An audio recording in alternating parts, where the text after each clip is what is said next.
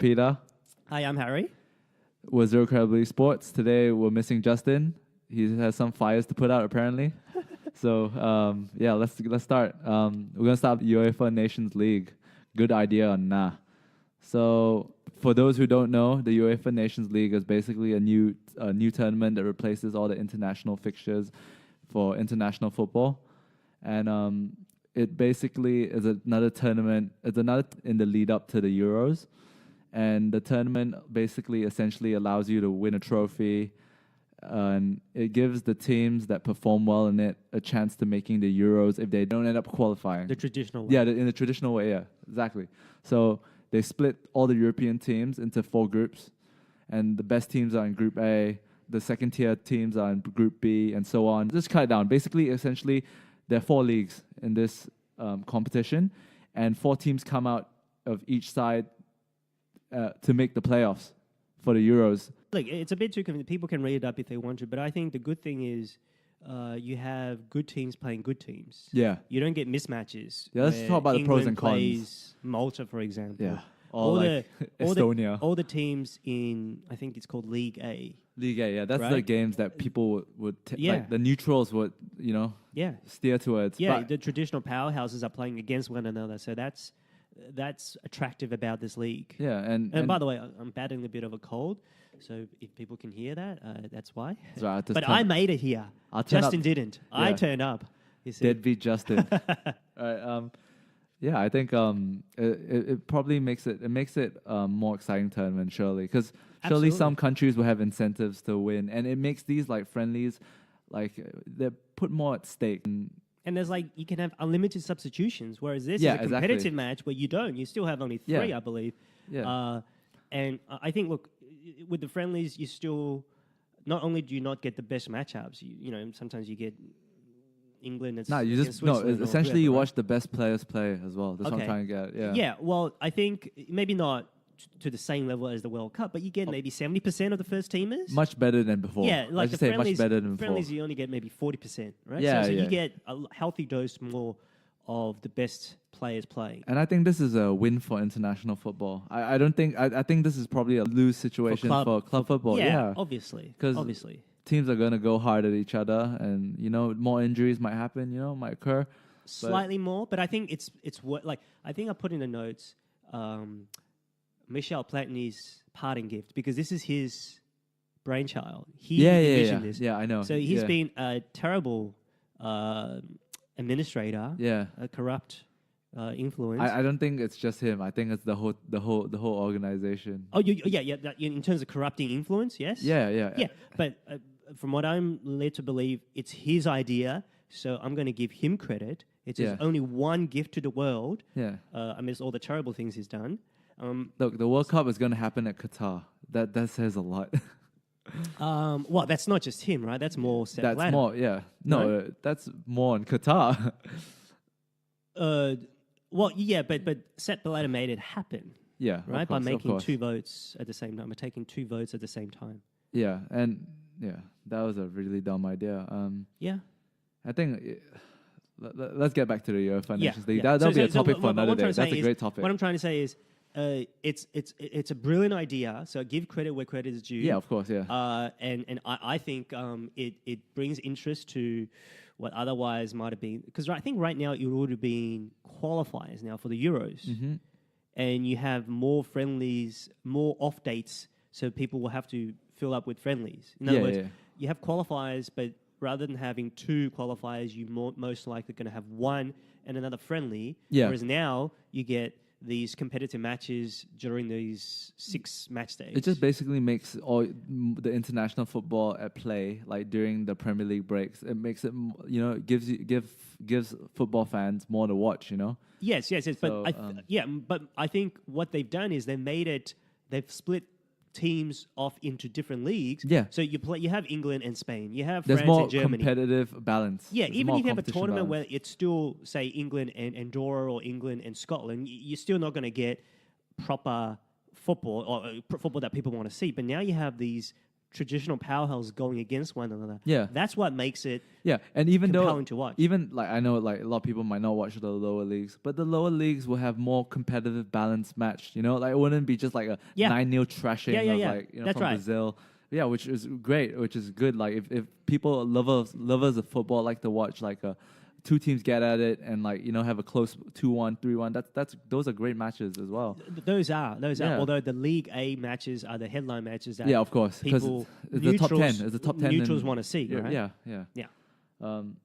This another interesting thing I've found out from my research is like it also cuts down a lot of the travels. During international football, these players are usually required to travel across the globe because these friendlies are played in like it's not just Europe. Europe might play Asia, or look, CONMEBOL. the Brazil-Argentina game was in Saudi Arabia. Yeah, stuff like that. So it'll cut. I mean, it won't affect Brazil and Argentina, but it'll protect the European teams from traveling too far. Like during international breaks. That's a win for the club teams, if you think about it. So you mentioned something else, so I'll just go aside for a little bit. So all these time, South American players, base players. Oh, yeah. They always get... It's almost like they have to go on the road. They get switch the bad end of the stick. Time zones and stuff, whereas Europe-based players, they just have to play within Europe, Europe. It's a lot closer. So it's something that we have to factor in. Yeah, like me following United for so long, there were always news like, some of these players might not make it back in time or they miss a day of training because they spend that day traveling. Yeah. And they have to adjust their body clocks as well. Yeah, exactly. Yeah, and playing in different altitude and temperatures. You name it. Especially in South America. Yeah, definitely. So that's something that we don't factor in, which is you didn't perform as well on your first match back. Well, they didn't take into account what those players may or may not have done during the international break. Should we explain how how this benefits the better teams? I think we should delve into that. What do you mean the better team? As in, like, this gives them the wild card opportunity of appearing at the Euros, for example.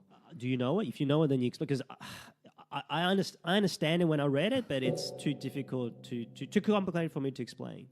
So, okay, basically... Give it a go, please. Basically, playoffs... Basically, for example, I'll give you an example. If Netherlands, like, a current example that applies. Netherlands are currently in the group with France and Germany. Following the Euros old-fashioned way, the old-fashioned traditional qualifying method. If Netherlands fail to come out of their group like they did last European tournament, you mean in the qualifying group, not in the Nations League group, right? Yep. Yeah. If they struggle in the UEFA Nations League group, they come third. They finish third out of their group. Yep. Last place, Germany they get relegated. But if France and Germany qualify through the traditional methods, right. So it falls to them. Yeah, Netherlands get a chance at the playoff to go to the Euros. Okay. So this actually favors the better teams, traditional teams it who's protects in the better League teams. A, who like the Netherlands or like Italy. Well, I don't know. Do we know that this also applies to the World Cup qualification out of UEFA? No. Oh, it doesn't. It's just for the Euros. Okay. So it's just like a safety because they're ranked higher. So who missed out? The Netherlands missed out. Netherlands missed the World. No, the Netherlands missed out the World Cup. Italy missed out the World Cup. But who missed out on the Euros? Euros last year, Netherlands. Yes. So Netherlands would have had another shot to have made it. They could have given this part. And they don't even have to win their group. They could come last place in that group as well. Yeah, so it just protects the better team based on ranking. Yes. So yes. And I think, look, you have 24 spots. And maybe you could say this takes away from the 24th nation, the small nation. Yeah, the small nation. At the expense of the larger nations. But I think unless you're from that nation who's being excluded, I think most of football fans would prefer the larger powerhouse. The orange. Yeah, or whoever it is, the larger powerhouse teams to be in the Euros. But in all honesty, though, like, Netherlands could be actually shit. It's just they have a lot of history behind them. You know what I mean? No, they could be. You're right, because just on merit, the fact that they didn't qualify means that they're terrible. Yeah. They didn't make it more or less. They could lose. They weren't the 24th best team, right? they could lose every game in the UEFA Nations League, Yeah, and they can and still every make- game in the UEFA traditional qualifiers, Yeah. and still make it Right, because they will but- get a chance at the playoffs but- if France and Germany, Okay. which are in the UEFA Nations League, qualify the traditional way. But if they were to come last, maybe they get in the Euros this time. But because they came last, they get relegated to Group B or to Yeah. League B. So next time they won't have the benefit. They won't get there. No. But they'll be like fighting against the weaker teams in the UEFA Nations League, which gives them another chance to make the playoffs. Yeah, right. But ultimately, if you're not good enough, you're not going to qualify. Yeah, you no, can it only gives you a qualify- bit of a handicap. It gives Yeah. you a bit of a protection. Yeah, I guess it's based on rankings. That's why they're in the League A right now. But if you always lose, then your ranking's going to go down, and you're going to get relegated to League B, and so you still have to perform well Yeah. to get these wild cards Yeah. spots in the first place, right? But Yeah. I think even if you want to say they're a terrible team, but I think the football was better served if you have the sort of the orange fans there, or if you have Italy at the World Cup. Yeah, of course. You You want to just- see all these teams. Yeah, no, I understand. And given that you have 24 teams out Right. of 55, 24, there's not more than 10 powerhouse teams, and the World Cup is going to have 48 teams or 40 teams. Oh, they're trying that 68. They're trying to put more teams in the World Cup, right? I think they've already done that, haven't they? I think they're Oh, going to yeah, have man. 48 I'm not teams. excited to see that. Like we already have like last World Cup. I'm no offense to these teams, but like you have a lot of like fillers. You know, the fillers at Yeah. the party. You know? Yeah.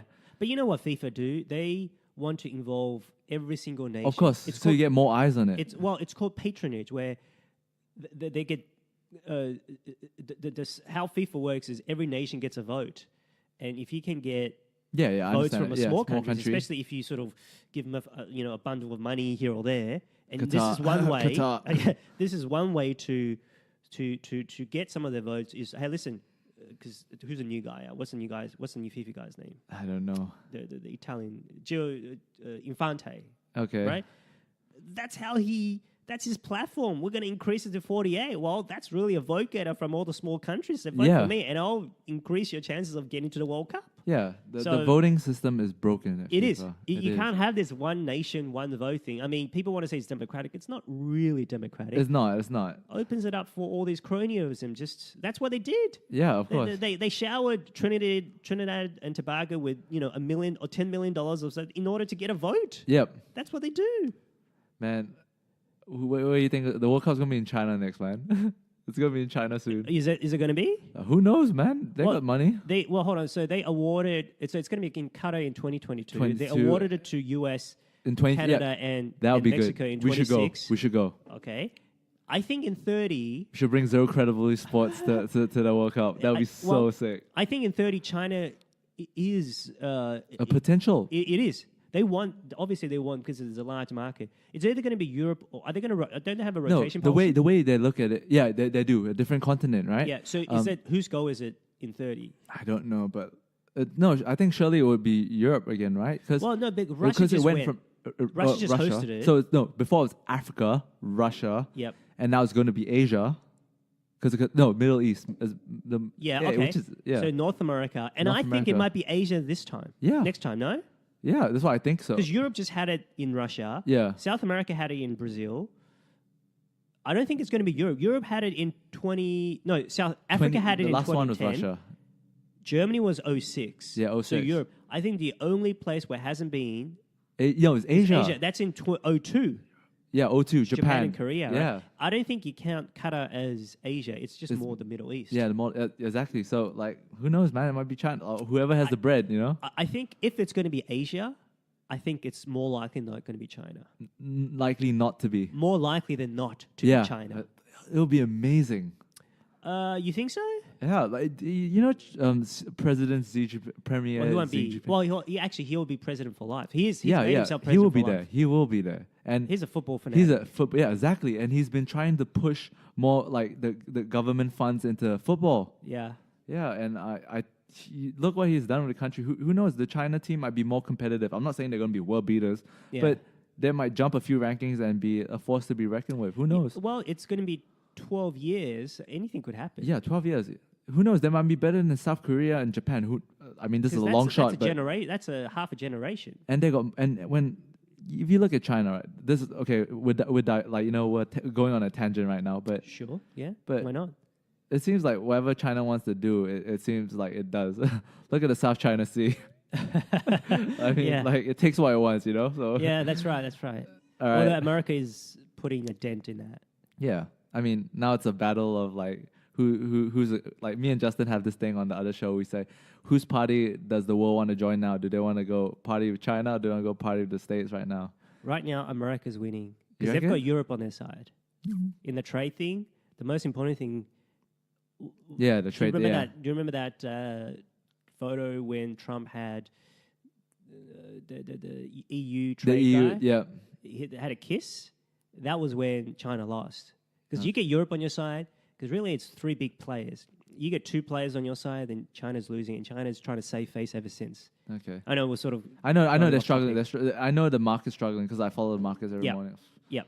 Doesn't look good for China Yeah, right and now. China right now is trying to find a face-saving way to get out. And right now... And now Trump, that there's that debt crisis, kind of the news been like being sparked up, Yeah, a little bit, yeah. Yeah, so like it doesn't. I know China doesn't look too good right now. Trump's looking like a real winner right now. Yeah, he's got two bogeymen to go after, China and Iran. These are the two. Yeah, And then, he needs two bogeymen. He right. needs two scalps. Okay, let's get back to we're sports. we're Let's get getting back to off topic. sports. Yeah. Yeah, so yeah, I think this Nations League will probably increase the public interest in international soccer. Absolutely. And it if has anything, already. it will improve. I think the way I look at it is this: I think it will improve the quality of international soccer because these teams will be forced to play their best teams more often, and you get more cohesiveness and more cohesion. Sorry, that's double. More team chemistry. That your first 11 will have more games where you play that first 11. Yep. Because teams will be more incentivized to win a trophy or perform in a higher competitive game. Yeah. And this might benefit the European teams in the World Cup. They're already the stronger teams. The top 4 teams in the World Cup were European. Mm-hmm. So this will benefit them. And I think, who knows, if this really goes the way I think it goes, where every team will take these European teams will take these international fixtures more seriously. Yep. We're going to see Europe dominate all these international competitions. Yeah, look, the more you think it, the more you would talk about it, the more I think this is a brilliant idea. Fantastic. It's a brilliant idea. Iron sharpens iron. Yeah. And now it is only every 2 years in 6 match days. Yeah. Right? So, but now that we are in one of those 6 match days, we're in this a 3-month period where you have, they only play 4 games as well. But still, just a whole 3-month affair, it's just coming off the back of the World Cup. We're familiar with these players, a lot of these players, and I think it's generated a lot of buzz in what otherwise would have been just 2 dead, well, certainly, 2 dead weeks of football, 1 dead weekend of football. Yeah. So. Okay, I guess we have to thank Michel Platini. Merci. It's it's his parting gift to this world. Yeah. Still net negative. Still net negative for sure. Yeah. Let's talk about your boy Eden Hazard. Okay. Well, nice Let's of talk you about to where acknowledge does because he I was one of the first ones to, and you acknowledge this. You admit this. So this happened. I want to say in 2013, maybe 2014. I always say he was good as well. But I was no. You were without just saying patting he's your myself on the favorite back. player. No. You were saying he was top 3, like about that a few years ago. I said no, but now he is. I don't think right now, and I might have overshot him a little bit. I think he's the second potential. best player, maybe third best player in the World Cup. Like I would actually argue he was better than Modric. You can't go by the World Cup. No, but I'm talking about we're talking about right now. Who are the best players right now? Sorry, you're talking about the World Cup. You're talking about right now. From the World Cup is pretty recent, so you could say. But World Cup is only 2. Like you play against Tunisia and Panama. These aren't very indicative of because these are sort of lousy teams. No, right? but Those you in have the to group. take into account also the team. He played a great match against Brazil. Every team had a similar situation, as in they had a fixed amount of time, a short amount of time to get along with the team as well. Right, but a lot of you play 7 potential matches. you only really played 2, maybe 3 against quality opposition. Yeah. So I know he played great against Brazil. Oh, and that's fantastic. a big match. Did he play good against? He played okay against Japan when they made the comeback. I thought he played pretty good against France, but they lost it, and he played great against England, I guess, in the third playoff. So you only play against the top team. No, but I was about to say 2 important games. No, but I was about to say his contributions for Chelsea as well, which right now he's on par to break his season totals in terms of assists and goals, and it's not even halfway through the season. I think he's the best player in the EPL now. My man Kevin De Bruyne is injured. Right now, he's the best player. Yeah. And we have to give him some time. But right now, Eden Hazard is playing like the best player. He's I playing was like the third best player in the world. I'm just giving him props for being the third best player at the World Cup. Maybe second. I would say second. He's I haven't thought of that. The way I look at it was like the best player in the World Cup for me was Varane. I agree with you. I agree. Okay. Yeah. Second best player, I was thinking, is it either Modric or Hazard? But I give it to Modric because he took Croatia to the final, right? You know what? I have to say, if you say Hazard, the performance, I'm saying Hazard because he. Yeah, okay. Then he I don't disagree with you because I think Hazard did so. Look at the game against Brazil. He tore what's his name, Wagner apart. But Wagner is not that great. Okay, no offense, but he tore Brazil apart. And as great as Modric has done, there's a couple of games where he didn't do a great deal against Denmark. I think was it a round of 16 or quarterfinals? And they went to penalties. Oh, Modric? He didn't do a great deal. No, Croatia grinded it a lot. First half against England, he didn't do a lot. He was immense in the second half. And the reason why you have to give Modric his props, though, is that he wasn't bad in those games. He was consistently, I would say, above average, right? He was still the guy who sprays the ball to the wingers who would bring it into the box for Mandzukic or and he would score he'll put his penalty his pressure kicks away and I understand. Did he miss a penalty or did he not? Do I remember that correctly? I don't think so. I don't think Croatia missed the penalty at all. Okay. No, I know what you're talking about. The penalty against in regulation against Russia. Was there did he miss a penalty in regulation? Anyway, it doesn't matter. It doesn't matter. The point is, the argument can go. But I'm not upset if you say Hazard second for you because for me I also find it hard to separate both but we still both agree that the best player of the tournament was Varane.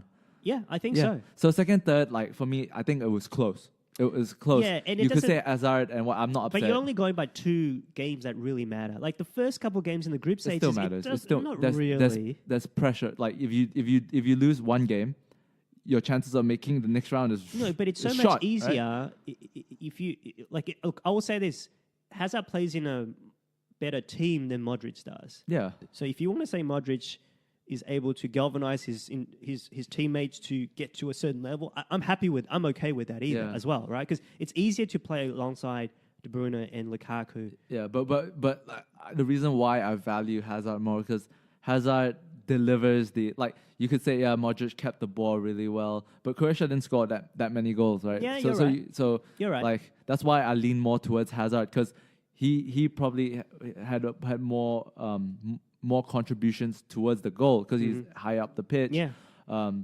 He drags 2 players to mark him and so on. I don't have all the stats. I didn't do a stats breakdown, but you just look at his Premier League season so far. It's on fire. Yeah. I think and you can't say he was a reason why they lost to France in the World Cup. Oh no, Lukaku was a big reason, and De Bruyne. Okay, don't take a shot at my. Well, no, he was terrible. He missed. He missed the sitter. He missed the sitter. And I think De Bruyne, even though I have him as a great player, as a better player than Hazard, De Bruyne played below his par. He was okay, but he was good, but he wasn't exceptional. Against France. But it's hard to play at high levels against good teams, though. I do think Hazard played close to his potential against I'll France. tell you what, that game was very, very, it was a tight game. It was settled by set pieces. Umtiti's goal, that was a set piece. That was a set piece, yeah. Yeah, so it was settled by, and the other goal was a corner. Both were set pieces, I'm pretty sure. Wait, was it 1-0? Remind me, was it 1-0? It was 2-1. I'm pretty sure it was 2-1 or something. Okay. And I remember France. We had this conversation during the World Cup. France never looked really dominant. They always just edged it. No, look at Uruguay. Look at the Uruguay game. Look, edged it. I maintain that if you think France won because of their midfield or their forward, you're kidding yourself. No, I just said no. I'm not saying you, but people. They won because of the centre backs. The two most important games, and I don't even. No, but you have to Griezmann contributed with I'll give exceptional delivery. I'll give you Griezmann with the delivery, but the two most important against Uruguay and against Kante protected the back four. Kante, that's the midfielder there. That's an attacker there. So he's more defensive. No, I know. You're saying the most important component with the defenders. I think it was because... you could say because they did score a lot of important set pieces. Umtiti, Varane scored both key headers. Yeah, they scored the difference makers against Uruguay and against Belgium. Yeah, okay. But they were immense defensively against those two. And these are the two most important matches because Argentina, that doesn't count in my book. Argentina they had a suicide mission. I'm sorry to say. They were good in name only, okay? If you look at the... Yeah, Messi isn't as great as you think he is. No. I'll tell you, get out of here.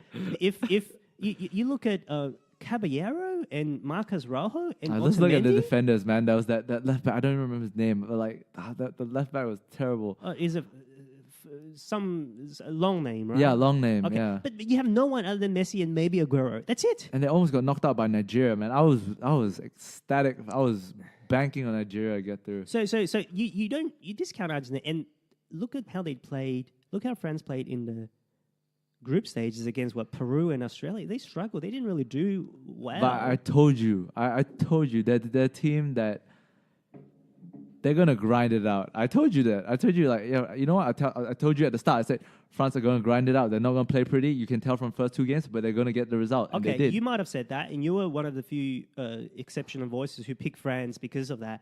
But I'll tell you this: most people pick France because of all the talent. Yeah, but their talent don't. That didn't. They don't come out on screen. You can watch it and you go like. I know. Paul, right? And I don't know if it's official, but you got to pick your pocket. Like when you get to the last 8 ball, right? Yeah. You don't. Even if you get the 8 ball in the pocket, if you got in the pocket the one that you didn't choose, you lose the game. Yeah. Right. So if people pick France because they think that Mbappe and Griezmann and Pogba were going to win, they're going to play some exceptional silky football. Well, they actually really got it wrong because they won because of the back two centre backs, and if you want to say Conte and if you want to give a slight assist to Griezmann because his delivery was very good, he provided all these assists from the set pieces, but that's it. And obviously the goalkeeper was pretty good too. So I would say you might have, not you, but people might have got France right. But if they feel like it was because of their forward line, then they got the pocket, but they got the wrong pocket, so they actually lose. So but it's not like that. Well, actually, it is like that. You might win the money, but you lose in terms of analysis. Right? Yeah, you lose in terms of analysis, but you still pick, you still get the overarching. You get the overarching. Okay, win. you get your return. Yeah, but But that's not the point. I think what Harry's trying to get at, you might pick the right one, but you didn't pick the right one because of for the right reason. Yeah. Okay. Right, and I don't stat snob. Well, I don't even know what that means, but that's how pool is work. That's how pool. I'm using an analogy, right? That's how that game is played. Okay, so anyway, just stat accuracy. Okay. Okay, so against, he is playing really well against Chelsea. I think we're talking about Eden Hazard now. Yeah, so Giroud really, because he can't play as a front man, correct? I'll just tell you what, Giroud was that battering ram. He was just that battering ram. He wasn't even I wouldn't even say he was a target man. You're talking about France or you're talking about Chelsea? You're talking about Giroud, right? I'm saying Giroud actually helps Hazard because he's the battering ram. Because Hazard right now, remember, okay, let's talk about Hazard, how he got here. Right, you remember when he first moved to Chelsea? I remember there was a game, I want to say it was against Man City. This might have been 2013. Yeah, okay, this game. is Do you remember that? I don't know if you remember that game. I think that was Emmanuel Matic's first game back on his second, he was at Chelsea before. Oh, he just returned. He just won back from Benfica. Game, and that game, I think Man City went on to win the title that year. So it might have been 2012, I think. Mm-hmm. And Hazard was dominant.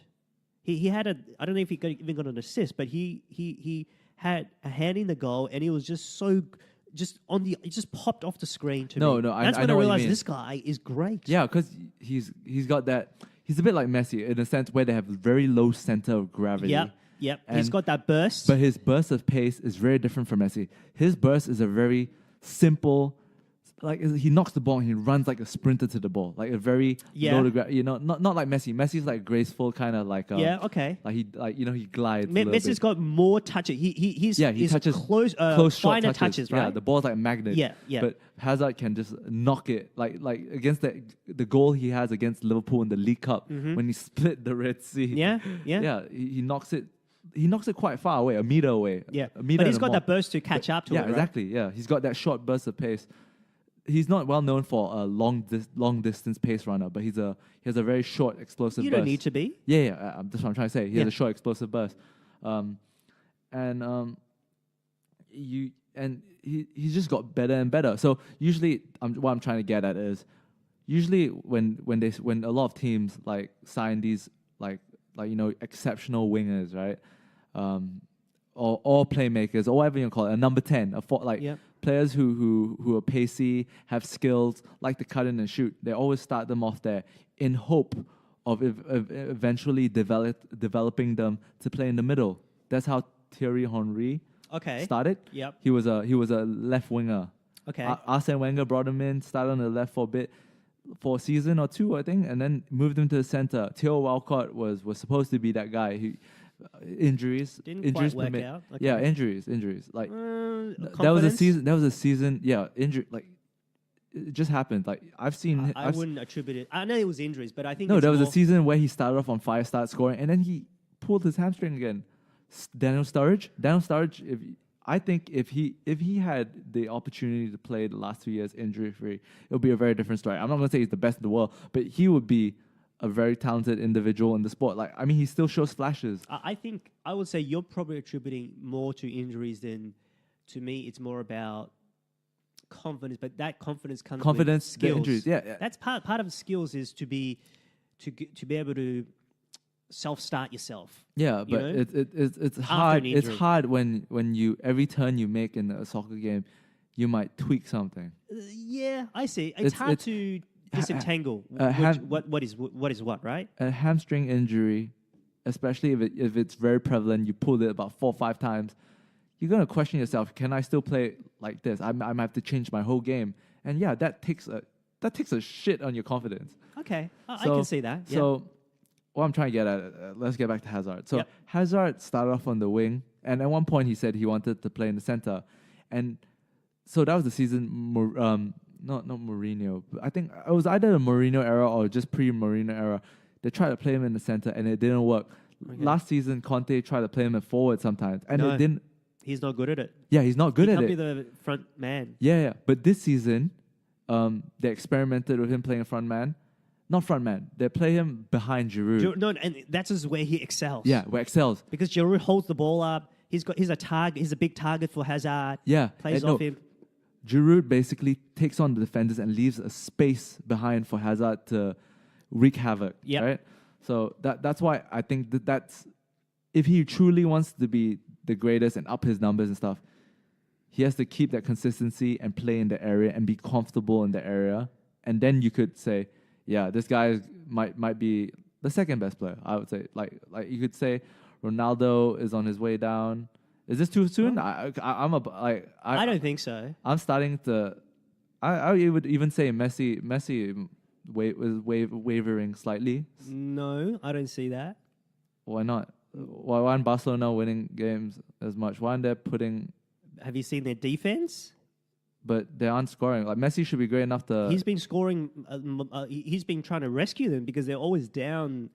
2 minutes in, they're down, so they have to chase the game and. The opposition defense just packs it in, and more often than not, he's still trying to salvage a point. Harry loves Messi, by the way. No, because I do watch, and if you see what's actually going on, he's the only one who's carrying his weight. No one else seems to be. Your man, Dembele, don't get me started. He started out like a house on fire. The first 5 matches could have been the most valuable player, but then the last 5 coincided with. But Dembele is not Hazard. Well, okay. So, but the point is, no one else is, especially the defense, but even the wing players aren't doing. Messi's the only one really, along with probably Busquets and Rakitic. But who's you can say was on par. But anyway, let's get off. We're not apologizing for Messi right now. We're talking about the greatness of Eden Hazard. You brought him up, and I have to defend him. Let's talk about Hazard. We can talk about him another day. So with Hazard, one of the things where I might have gone a bit too optimistic on him 3-4 years ago is because I saw him in 1 or 2 matches, and I realized, he pops up. He's a very exciting guy. Not in terms of he doesn't do step overs or anything. All he does is very simple, outside of the foot. Yes. To change direction. Yes. But he does it so effectively. Okay, but where Al fell in the trap was he didn't do it consistently enough, especially in the Champions League games. No, he had this what the word I've been using all the time, highlight distraction. Like at moments he beats a player, but what he does with the ball after, that's the effectiveness. Okay, that's where the objective effectiveness of player comes in. Okay, but when I do watch, because you're talking about highlights, I still watch 4 games and I see him do that. So certainly against Man City, which was the champions in that season, and I thought, wow, and I've seen enough of others. Yeah, but. And this is where I'm able to see some weaknesses after a couple of years where he tends to be too complacent. So when he scores a great goal or when he makes a great pass in that match... He stands on the ball, stands still, right? He stands still, look around. Because he knows if a player comes close, he can knock it past them. And you can tell that the intensity lowers. Drops. Intensity you can lowers. tell. When he does a great performance, especially, I also, this is 2-3 years ago, he doesn't kill the game off. And a lot of times when they go ahead and they get caught behind, Hazard's he gets taken off because the manager knows that you're not as good. You're not going to track back. You're not going to help kill the game. You don't get that second goal. And I was able to see that more and more. He's sort of improved lately. But no, he has that relaxed attitude. He has that relaxed attitude. From the interview, you can tell from the interview, he said, just reading it, you can tell the way, the energy he was expressing himself. Like I'm a lover of attacking football, you know? He didn't say he didn't explicitly say, I'm a winner. I'm going to do anything any means necessary to win. He's not like a Sergio Ramos, who's going to pull your shoulder. I'm going to pull some guy's shoulder off. And that's a flaw. Allegedly. That's a flaw because if you are that great, you need to get that second goal. You need to get the killer off. instinct. You know, or sometimes you do need to track that because you. No, but my argument is I believe he's starting to develop that, and just last year the FA Cup final against United. Okay. He was pressuring Jones. Phil Jones. He won the penalty. He beat Jones to the ball. Yep. Jones had to pull him down. Yep. Scored the pressure kick, penalty kick, the winner. Yeah. And then this year you see he's running a bit more. Sarri still obviously does some subliminal saying, Hazard has to work a bit harder, but he's definitely trying harder. After that World Cup, you could see a new Hazard. And let's talk about his stats. Let's talk about his stats now. Yep. Let's not go all the way to the start. Let's go 2014, 2015. Played 38 games in the Premier League, 14 goals, 9 assists. It's pretty good. The year after, I had some injuries, 4 goals, 3 assists, and that was the year when Marino was leaving. Yeah, well, he had a big hand. Then Conte come in, resurgence of Hazard, played 36 games, 16 goals, 5 assists. Yep, they won the title that year, correct? Yeah. Yep. And then the season after, dropped off, got dropped by Conte some games. Yep. Scored 12 goals, 4 assists. You see that level of consistency now. There's a consistent follow-on from the season before, even though the team had a bad season. So you see a pattern there? Yeah. You win, you become complacent. So that's season over season. But but the season after, I wouldn't say it's complacency. I think it was more of there was a crisis, a slight turmoil at Chelsea. What about the second season for Conte as well?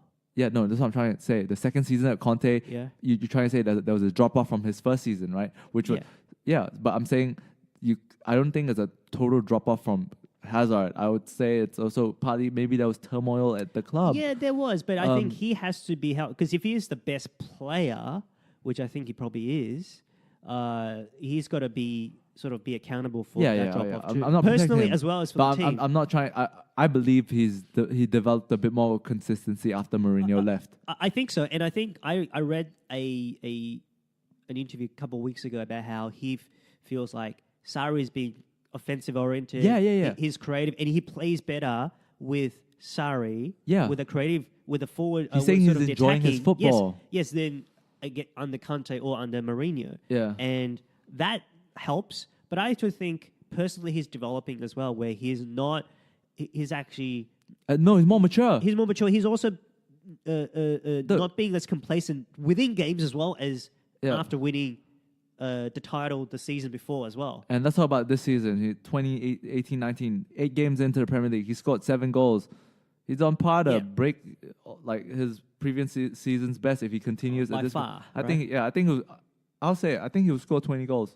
Look, he's the standout player by far this season. The Premier League, yeah, hands down. I mean, De Bruyne hasn't come back. I think De Bruyne is still the best player, but Hazard sort of in the pole position now. Yeah, right. And form, right? When you're on form, like nothing can stop you, Yeah, right? but and he's on path to have his best season ever. Okay. So have you got a bit of a trend? Because I used to be really on Hazard, maybe a bit too much. I'll admit this. 5 years ago, I started to see some flaws within games, and I also started to see. Do you remember a game against 2 years ago against your United?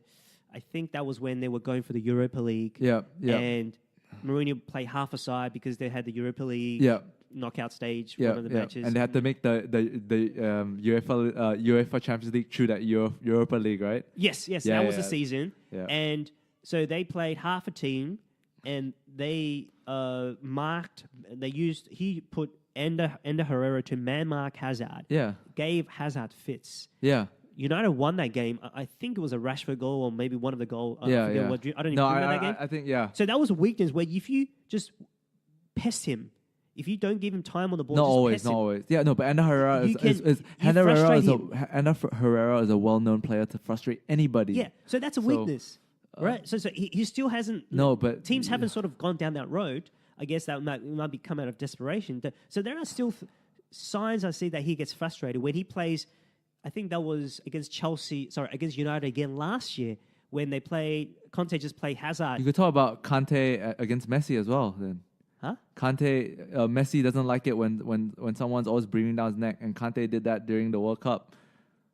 Kante. Yeah, that's a weakness from Messi.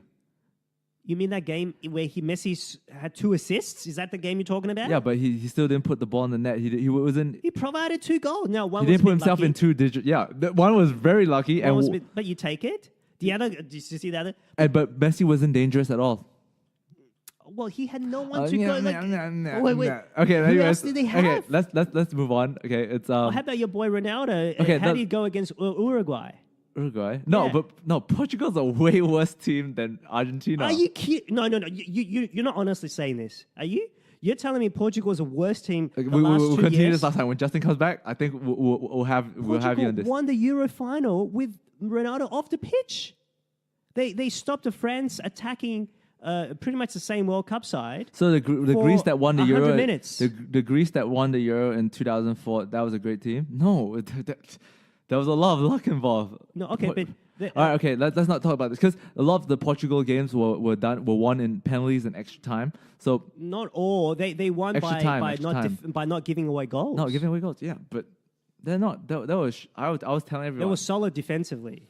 They're not a great team. All right, they're not a great. Name me better team than Argentina.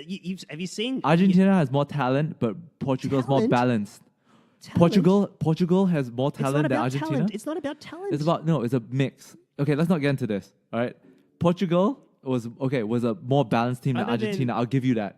But Argentina had more talent, and I think under a better coach. Who cares about talent? If you have Caballero at goal, if you have Marcos Rojo that's what I'm trying to say. Back, there's a bigger. You can have all the talent. What you're gonna lead let's goals. continue to Hazard. All right. Yeah. Should he go to Madrid? Should he? Well, he could fill the void. He could fill the void. But I think what they're really yearning for is a goal scorer. A forward, right? Yeah, goal scorer. Yeah. To be fair, like during the start of the season, Benzema looked really good. Bale looked. I think Bale could do it, but I just think he's injured. He's injury prone. Yeah, injury prone. That's what. But I mean, I think Hazard would be the new Galactico that they're yearning for or like hungry for. You know, And I think, and the reason why I really want this to happen is because it'll pop the bubble going on at Chelsea right now. The little bubble of excitement. you're not a fan of Chelsea? Yeah, I don't like Chelsea. I like it. I like Chelsea. I like their song. I like their chants. No, man. No. They get Chelsea, and they play that. Did they play the Elton John song at the end? Anyway, I kind of like Chelsea. Okay, so with Madrid, see, I think you're right. You're onto something where Madrid needs a centre forward, so they're looking for Mbappe or they're looking for Neymar. No, but they could more than Hazard because they've got Isco already. And they played this guy that they bought back as a youth player. They bought Diaz from Lyon. He's their new number 7. Okay, but Isco's in that position, so even though Hazard's a better player than Isco, it's not that much of an upgrade. No, but they could play Isco in the midfield 3. Okay, and but what they sorely lack is a centre forward. Is a centre forward, right? A goal scorer. A goal scorer. Okay, yeah. And with that amount, because they don't have unlimited cash, Hazard's going to cost well over 100, right? 150 maybe. Who knows? So in order to, if you're going to outlay that amount of cash, you might as well go for something that you really lack right now. No, are you just saying that because you don't want him to leave? No. I'm saying if you're Real Madrid. If you can get it'll make a difference. So-called Galacticos, okay, then you go for him. But if you what only can go think for one, you go for someone like an Mbappe or someone like a Neymar because you need that kind of player more than you need Hazard. What makes you think Hazard can't be the player that like why can't Benzema be their battering ram and then Hazard could be a goal scorer? But have you seen Benzema play the last month or so? Yeah, not bad. Not bad. Not bad. You're not saying that with a straight face, right? I think he's not. I think Benzema, he's like a bit like, if you want to do a basketball analogy, he's like the Chris Bosh of the team. As in, he sacrifices a lot of his effectiveness. No, that's right. But the problem is, LeBron he's still a left great town. player. LeBron left town. Yeah. You see, although I don't want to put LeBron and Ronaldo in the same sentence because Ronaldo doesn't belong in the same. Because he's a sentence. Ronaldo hater. No, he doesn't belong in that. Ronaldo's in the first table. LeBron's in the first table of all in basketball. Ronaldo is not amongst the first table. I'm sorry. I don't know if he's probably in the second table. He might be even on the third table. Anyway, you can find Harry Hong at the Melbourne Uni gym every day. Yeah. Right? So just pick the time. I don't know when he goes, but during the afternoon, 4-5ish. Okay, so he drives a Toyota. Yeah. So okay. Let's take that. Let's leave those details out. So I will say, Benzema, he's getting old as well. So they need to look for his replacement. I think. Do you think he should? So you don't think he should go to Madrid? Well, it's not about whether. I mean, I think he would like to go. I'll just say this. I think he should go to Madrid because I think they'll win a Champions League. It's not his call. I mean, he would approve of it, of course, but Madrid no. need to should he go? work out. The reason why we're asking this question, will it be a good move for him, for his career? I would say so because Madrid is one of the 2 largest, most valuable, most watched club in the world. Yeah, so you have a chance in Europe. Yes. Like, I think. And he will have a much better shot with the Champions League because he's won the domestic league 2 times now, 3 times, and he gets to compete against Barcelona and winning a La Liga for Real Madrid right now. It's probably gonna hit struck a chord with fans more than the Champions League right now. You think about it because Real Madrid haven't won the league in the last. He hasn't won a Champions League. Hazard hasn't won a Champions League. He would have won a Champions League. Yeah, he would have won a Champions League, but I'm talking about Real Madrid. Yeah. Real Madrid won 1 league in the last 10 years. 1 league title in the last 10 years. No, they won 2. 2? So one during the Mourinho in 2012. Yep. And one in 17. Zidane won 1. Okay. Yeah. I'll take that. I thought he didn't win any. Okay, so he won 1. 2. But only 2 in the last, you're right. Since Ronaldo won only 2 La Ligas. Won 2 Copa del Reyes, 3 Champions League. Yeah. That's still pretty good. That's still pretty impressive. 4 Champions League? Not as impressive as I mean, to win only 2 because they pretty much sacrifice the league for the Champions League and because they value the Champions League more. But the league counts for a lot and I think people just look at it as a Champions League or bust. Messi's stock. No. Anyways, okay. I'm just saying the league really counts. We're running out of time. Oh, well, okay, fine. We'll Let's talk about Usain Bolt, the fastest man alive. Okay, so we're finished with that. I mean, should he look? By the way, I read this interview that I think he's doing it the right way. Who, Usain Bolt? No, sorry, Hazard. Yeah, no, Hazard's doing it about the right way because I think he respects the club. He respects the club. He doesn't want to force a transfer. Whereas he's doing what Ronaldo did to United. He's trying to give them a chance to try and make some money, either make some money off him. But I think I don't know.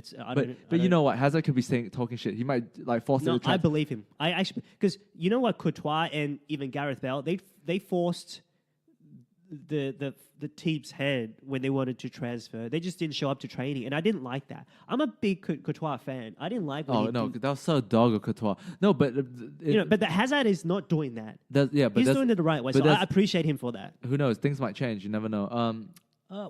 So far, yeah. he's being respectful. He's being honest. He's been saying, listen, I would like to go to Real Madrid, but I don't want to be disrespectful to Chelsea, and I'm turning up and I'm doing everything I can for Chelsea. So yeah. That's doing the right way, in my opinion.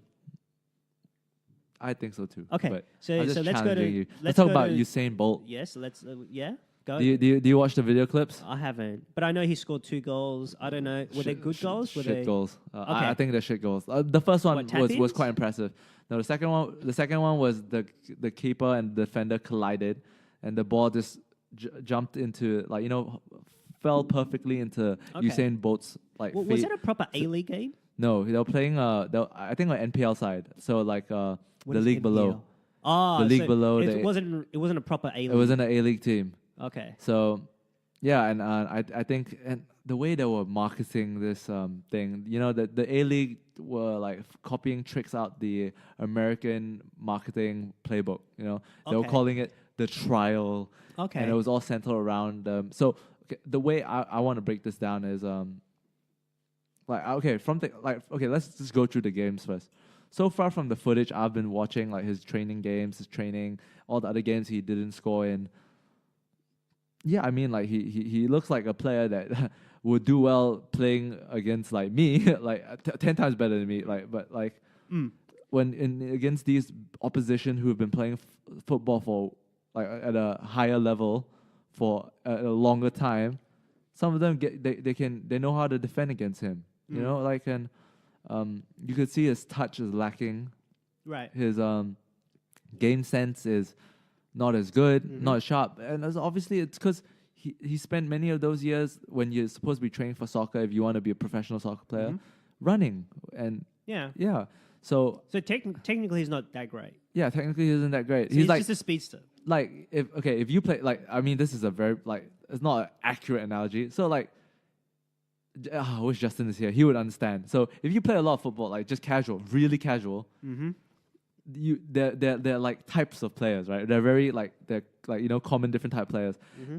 He reminds me of the player who is just so fast, who don't have to be technically great. They can knock the ball 2 meters away, and it doesn't matter because they'll beat you to it. So he's that type of player. Okay, but the problem is when you play, it's not at the elite level, right? I'm sorry to say. But I mean, for his standard, let's just simplify it. He's playing an elite level friendly against a lower, a professional elite. It's at an elite level against let's just to show the difference in standards in terms of who he played against for his games. He's playing for a professional team against a semi-pro team, and the goals he scored didn't show his a natural forwards instinct. Maybe the second one you could say, oh yeah, he was at the right place at the right time. But no, the first one he got the ball, out muscle a guy, and then had a finish at the near post. I thought the keeper should have done better. But okay, I've seen enough footage to know I don't think he has it. He has I'll tend to believe that. Yeah. The way the A-League thing was built up, it was just they're just trying to attract more fans. Surely, I don't begrudge them. Yeah, I don't begrudge them. So, Justin left a few good questions. Should he get a contract? Yeah. Is this his work? This is his work. Oh, okay. I mean, not so bad for a deadbeat, right? Should he get a contract? I mean, depends what contract for who? For whom? From Central saying, Coast. Yes, from Central Coast. And so the way I look at this, the first way when you ask, note that these are two different questions. Yes, when you make it bold, Yes, we're not blind. Yes, we know there are two different questions, Justin. No. I made it bold. Oh, well, but did you say note that these are two different questions? Oh yeah, that was a Justin thing. Yeah. Well, yeah, okay. Even if you don't make it bold, I think you've Justin made was it- targeting me. You've made it two. It's two different. You've made it two questions. So Yeah, no, yeah. but you know, You wouldn't ask the same question twice, would you? no. Okay. Fuck Justin. Anyways, I didn't say that, but okay, yeah. should he get a contract? Like, depends, right? Like, will it? I don't know how much more views it will get. I think it'll put a few butts on the seats. I think so. I would absolutely think. You don't think so? I don't. If nothing else, just to see. For me, like, I'm not saying I'm a soccer purist, but like, I would say, like, from watching a lot. Okay, fuck it. You know what? I am a soccer purist in the zero credibility world. Yeah. I don't care. I don't want to watch him play. How many soccer purists do you think are there in this world? Not a lot. But I mean, like, me as a soccer purist, don't really want to watch it. And I like to watch a lot of But you're things. not going to boycott. No, like, you know, I'm not going to boycott it. But Yeah. I, you know me, I watch a lot of things in sports. I watch, like, baseball. Like, I don't even know how it works, but I just watch it because it's a big event. Okay, but that's But I just you. don't care. I don't. No, do you I- care? Do you care? I wouldn't care either way. But do you think the neutral fans would care? Well, enough of them walk. Like, it's going to have a net positive effect. I think It's going to get eyeballs to the TV set for sure. it'll move the needle. Have you ever heard of the Central Coast Mariners before this? Maybe you have, but I have, do you think 'cause- most people have heard of Central Coast Nah. Mariners team before, like around the world? If not, certainly not if not in Australia. No way. So right now, it's put that team on the map. So Yeah. just, I just don't like the way it was marketed. And I know you. I 'cause I'm a understand. firm, I like, can certainly understand. as a big football fan, I'm a firm believer of the team in general. And the way they marketed it, it was like, oh yeah, Usain Bolt is going to come into this team and be the star. And like, you're not even the best player. You might not even be the best in the first 11. And But you know, and that's very detrimental. If you- That's very detrimental to the players in the team. And if just say I don't know comparatively where he is in the team, you could imagine that, right? Like, if you sign if they're gonna sign him, there are already rumors on how they were gonna pay him, right? And there were like news articles, reports saying that, oh yeah, the Central Coast Mariners want to sign him. They know it's a big contract, but the A League commissions would subsidize the Central Coast Mariners I to think get they've him. denied that publicly, right? Oh, they denied it. I don't know. Yeah, but I don't know. Privately, they might have still done. They don't want to come off as being seen as Yeah, but doing this publicity for stunt. A League, obviously, I'll look at it like this. Let's look at the different stakeholders. The A League would probably want it. Obviously, Central Coast Mariners, the organization. I'm not talking about the coaches and stuff, but the organization would probably want it Yeah. because of more eyes on the team, more Yeah. popular.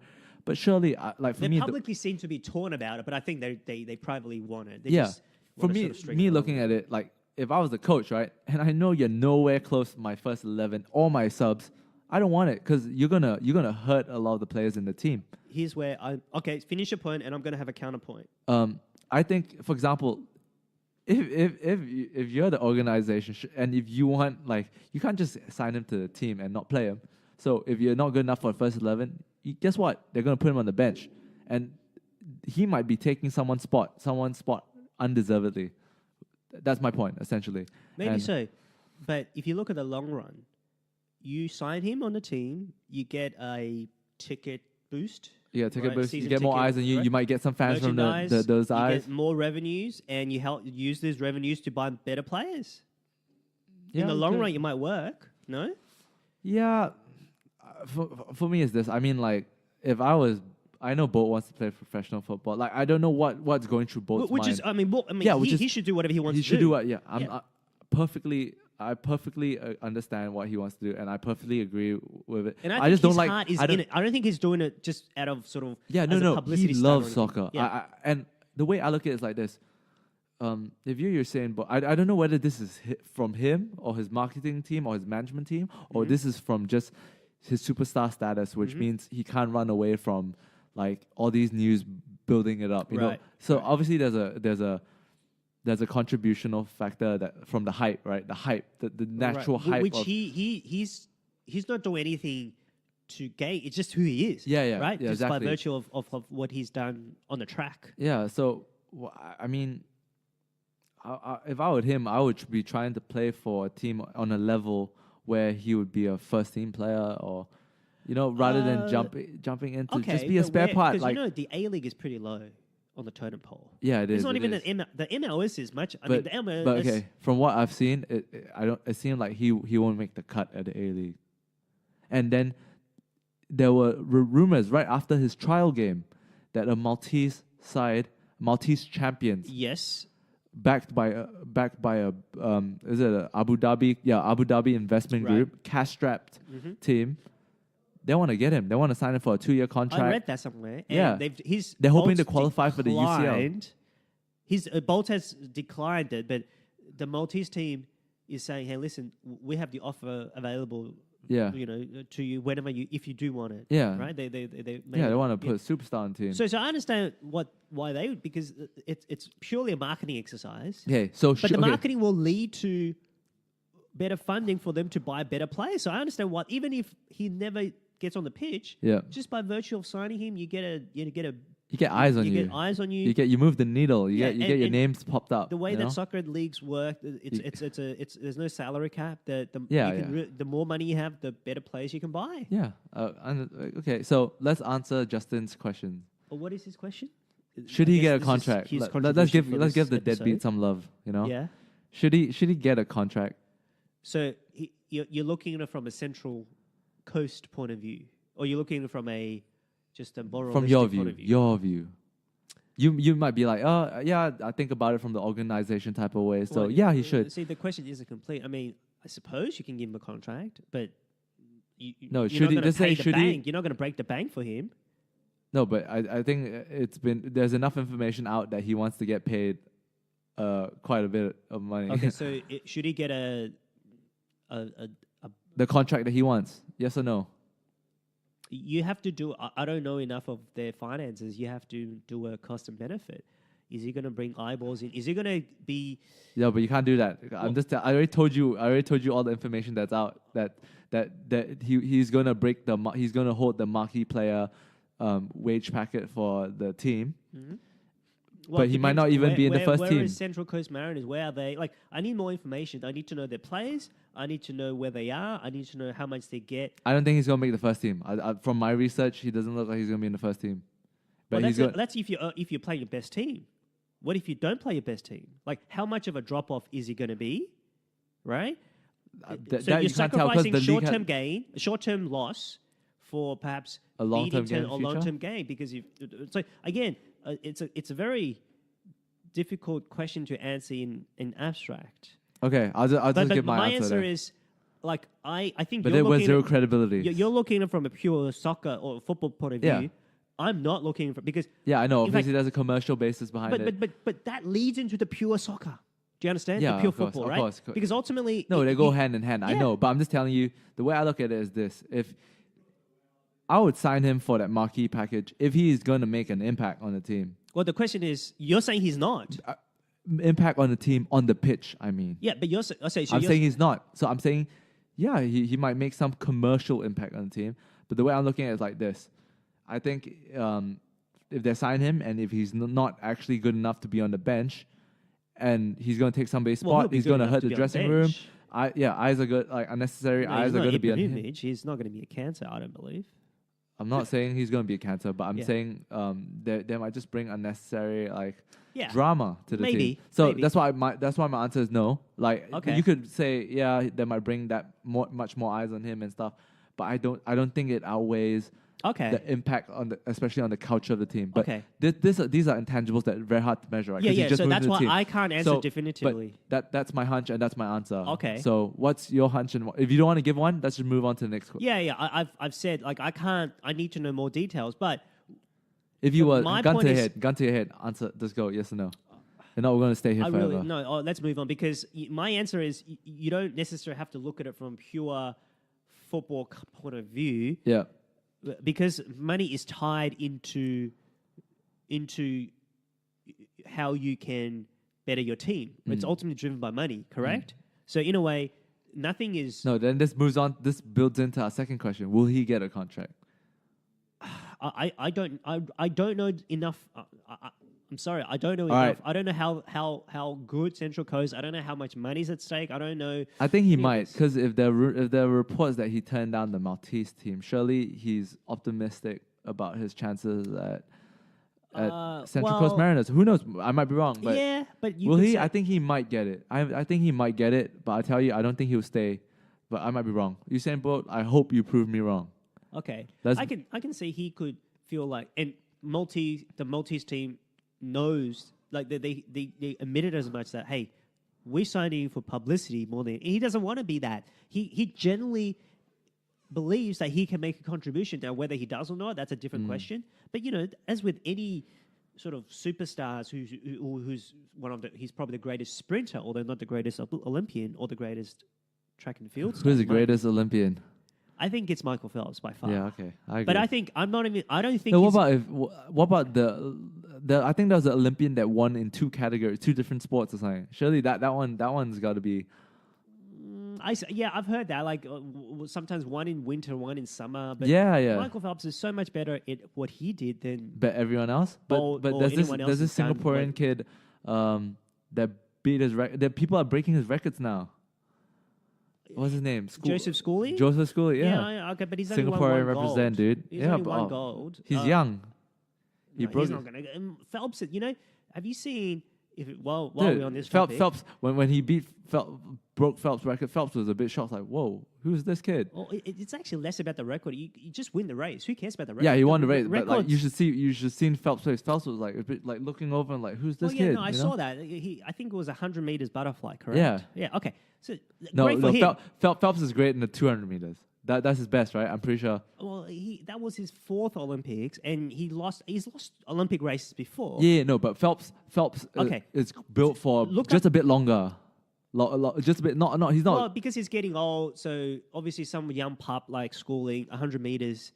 Like Are you taking away from a schoolboy? Like no, I'm not taking it. I'm saying I think Phelps lost 100 meters in the 2012 Olympics as well. And by the way, because I'm a regular swimmer, I love watching swimming. Yeah. If you look at I don't know if you can get a page up, how many individual gold medals he's won? Because it's a lot. Take away the relay, because the relays. Thompson has won 9 Olympic gold medals, but all of them are relays. Yeah. So you by virtue of being born in the right place, you get on a relay team and you win. It's about the individual. I believe he's won something like 13 individual gold medals, if I'm not mistaken. 23 overall. But I think out of the 23, he's won 11 or probably double digit. 11 or 13. Do you know who's second on that list?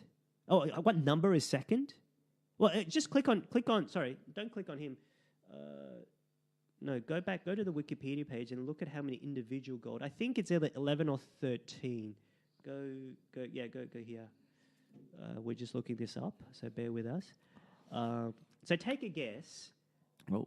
Wait, so go up to just there, medal record. Yeah. Medal record. So he's won 23, but one, so 23 golds. Yeah, okay. 1, 2, 3, 4. He's won 4 individual in 04. He won 5 individual. He won more individual than relays. Okay, let's make it simple. 5 that's 9. He's won 2 individual in London, and he won 2 more. So 13. 13 gold medal, individual gold medal. Yeah. Now, I understand in swimming there's more events. Yeah. There's 4 strokes, right? And then medley races. And in athletics, there's only one way to run, and that's fast, okay? So you have more events, but you can only be compared to your peers because there's more events for everyone. Yeah. You know who's second? You know what number is second after 13 of the swimmers? No. I want to say it's 5. It might be even 4, but I want to say 5.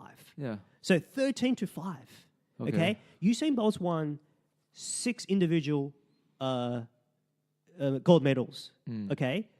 Carl Lewis has won 6 as well, if I'm not mistaken. So he hasn't separated himself. In fact, I think Lewis might have been won 7. But anyway, at the very least, Carl Lewis, I think, is even a better athlete. He's not a better sprinter, but because Lewis won 4 long jump gold medals. Okay, let's look what his strongest strokes are. Well, the butterfly. Medleys, He's a butterfly monster because of his long ass arms. Well, and the medleys, he always like so. These because it's because of his the butterfly, which is the most difficult stroke, right? Yes, but he can do others adequately. Adequately, He yeah. can do adequately, so he's a therefore- more rounded swimmer. Yeah. And he's exceptionally talented. Okay, so if you look at 04, he swept the butterfly and he swept the medley. Do you see that? Yeah. In the 04 Olympics. So that's 4 gold. That's 4 individuals. He's pretty good at freestyle as well. And he Look won at the 200 freestyle. freestyle because that's the go to the Olympic because this is that doesn't matter. Go to the Olympic Games. So 04, he won 4 individuals, 2 butterfly, 2 medleys. Right, he swept them. In 08, that was a record breaking. He won 8. Yeah. So he won every single race that he entered in. Yeah. So again, the butterfly he swept, the 2 butterfly, the 2 medleys he swept, and the 200 freestyle, which is the sort of the hybrid race for him, right? Yeah. So in 12, he had a bit of a hiccup. He won the 100 butterfly. He lost the 200 butterfly. He won the medley. So only won 2 individual. He lost the 400 medley. In Rio, he won 2 more. So 200 butterfly and the 200 medley. So he lost 2 other. I don't think he even went to 400. He just lost the 100 to your boy Schooling. Yeah. So that's, again, it's over 4 Olympics over a span of... I'm not arguing it. Yeah. What? He's a freak of nature, right? 14 years? Or whatever. Was it 14 years or 12 years? 12 years. So it's not even close. Like, no one comes close. Whereas Usain Bolt, he's the greatest sprinter by far, without a question. But I don't even think he's the greatest track and field athlete because Carl Lewis is a better track and field because he had to... Carl Lewis had to not only sprint, but he also had to practice long jump. So that's a different discipline. So that took away time and preparation, whereas Bolt never had to do a... Had to go out of his field, out Yeah. of his world, Yeah. essentially. Yeah, no, Michael Phelps is probably, I would say undoubtedly, right? The greatest Olympian of all time. Well, And the secret to it, guys, is 13-5. marijuana. Huh? What? The secret to it might be marijuana. I'm joking. Really? Okay. No, because he got disciplined over it, right? And he chews on tobacco. Yeah, I'm not aware of this. Okay. Yeah, he's not the model Olympian. I'll just tell you that. You talking about Bolt or Phelps? Phelps. Oh, okay. Okay. So yeah. I think he drank. He drinks. He smokes. Smokes. He was arrested for pot. Yeah. He was arrested for a drunk driving charge. Yeah, but whatever. That it gives him character, right? I'll tell you, it gives him character. I think he's also matured because look. No, but whatever, man. Like if you're Olympian and let him live his life, right? He can be a live his life. But I will say this: I think when you are in a bubble, in sort of in a fishbowl, because look, obviously he had all this talent when he was young, so he was highly touted. Yeah, and he's look, I know enough about swimming to know that these guys they train twice a day. Yeah, when they go to school. Yeah, like before school and after school. I know a lot of people who swim like they're almost made state, whether it be here or it be back from Malaysia. Yeah, their life was tough. They had to wake up 5 a.m, go to swim, and then go to class. Then after go to class at night, back to swimming. Yeah, they have to do homework as well. And And so swimming is tough. It's very competitive. It is, and it's not like playing soccer. You bond, right? You're in the pool. Yeah, you're underwater, and you're just doing something so mundane for a little percentage of improvement. It's fun when you improve, but after a point, you make big improvements at the start, but after it, you make diminishing returns. But that's the difference between say gold versus silver or gold versus fourth, for example. Yeah, but that's you have to sort of. It's so you have to admire the discipline. So you have to discipline. put respect. You have to put respect on the discipline. Yes, discipline. You have to eat right. You have to do everything right. Yeah. So sometimes you don't grow. You're not allowed the space to grow and screw up because you're so under this rigor. You're getting a bit of Harry's life in there. Well, no, and because of your love for swimming. I give full credit for anyone, not just Michael, because I don't think even the people who don't make it, the hours they put in that pool. Yeah, it is respect. Massive respect for swimmers. Yeah, and I do see him making strides to become more mature, to become an older statesman. Yeah. So I know he acted a bit of a jerk maybe 8 years ago or so. I don't think he looked. It's just. I think we just blow it up because we expect expectations of him to act a certain way. No, you can't expect a sport person to act a certain way. Yeah. He's already he's considered pretty good. We can give you plenty of people who are supposed to be better than they are. But they are just shitty people. Okay, he's one of the better ones. Yes, I will say. Well, I can make an argument against it 8 years ago, but I think he has taken a big turn, in my opinion, since 2012, and he's become certainly from 2012 and 2016, when he actually was voted the flag bearer, he had to sort of go like I think he's really mature. So I give him 4 marks. Whereas someone like Ryan Lochte, do you know of him or have you heard of him?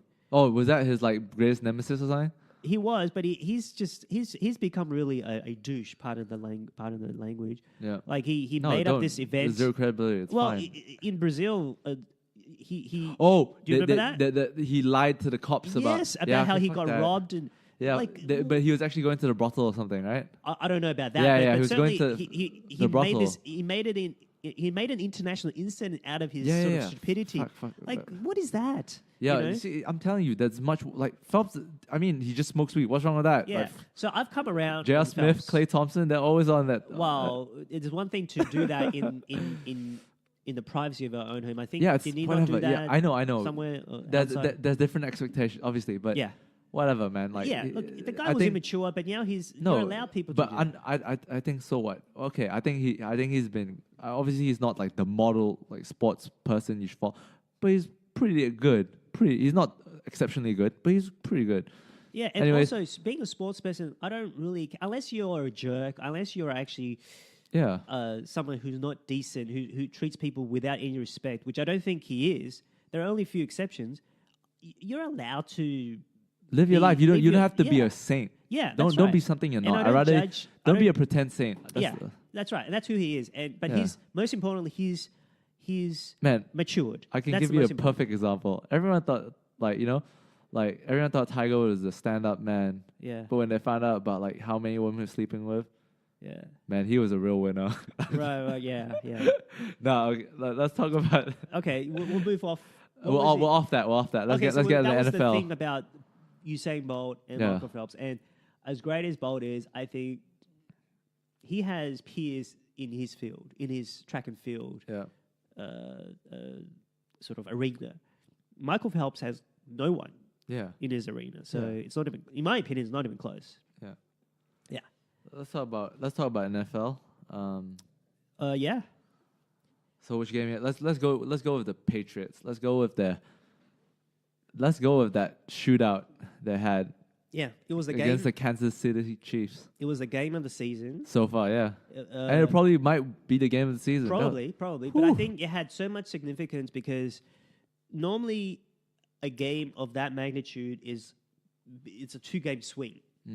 But in this case, it's actually a 3-game swing because home field. The tiebreaker to the home field is whoever won the head-to-head matchup. Yeah, and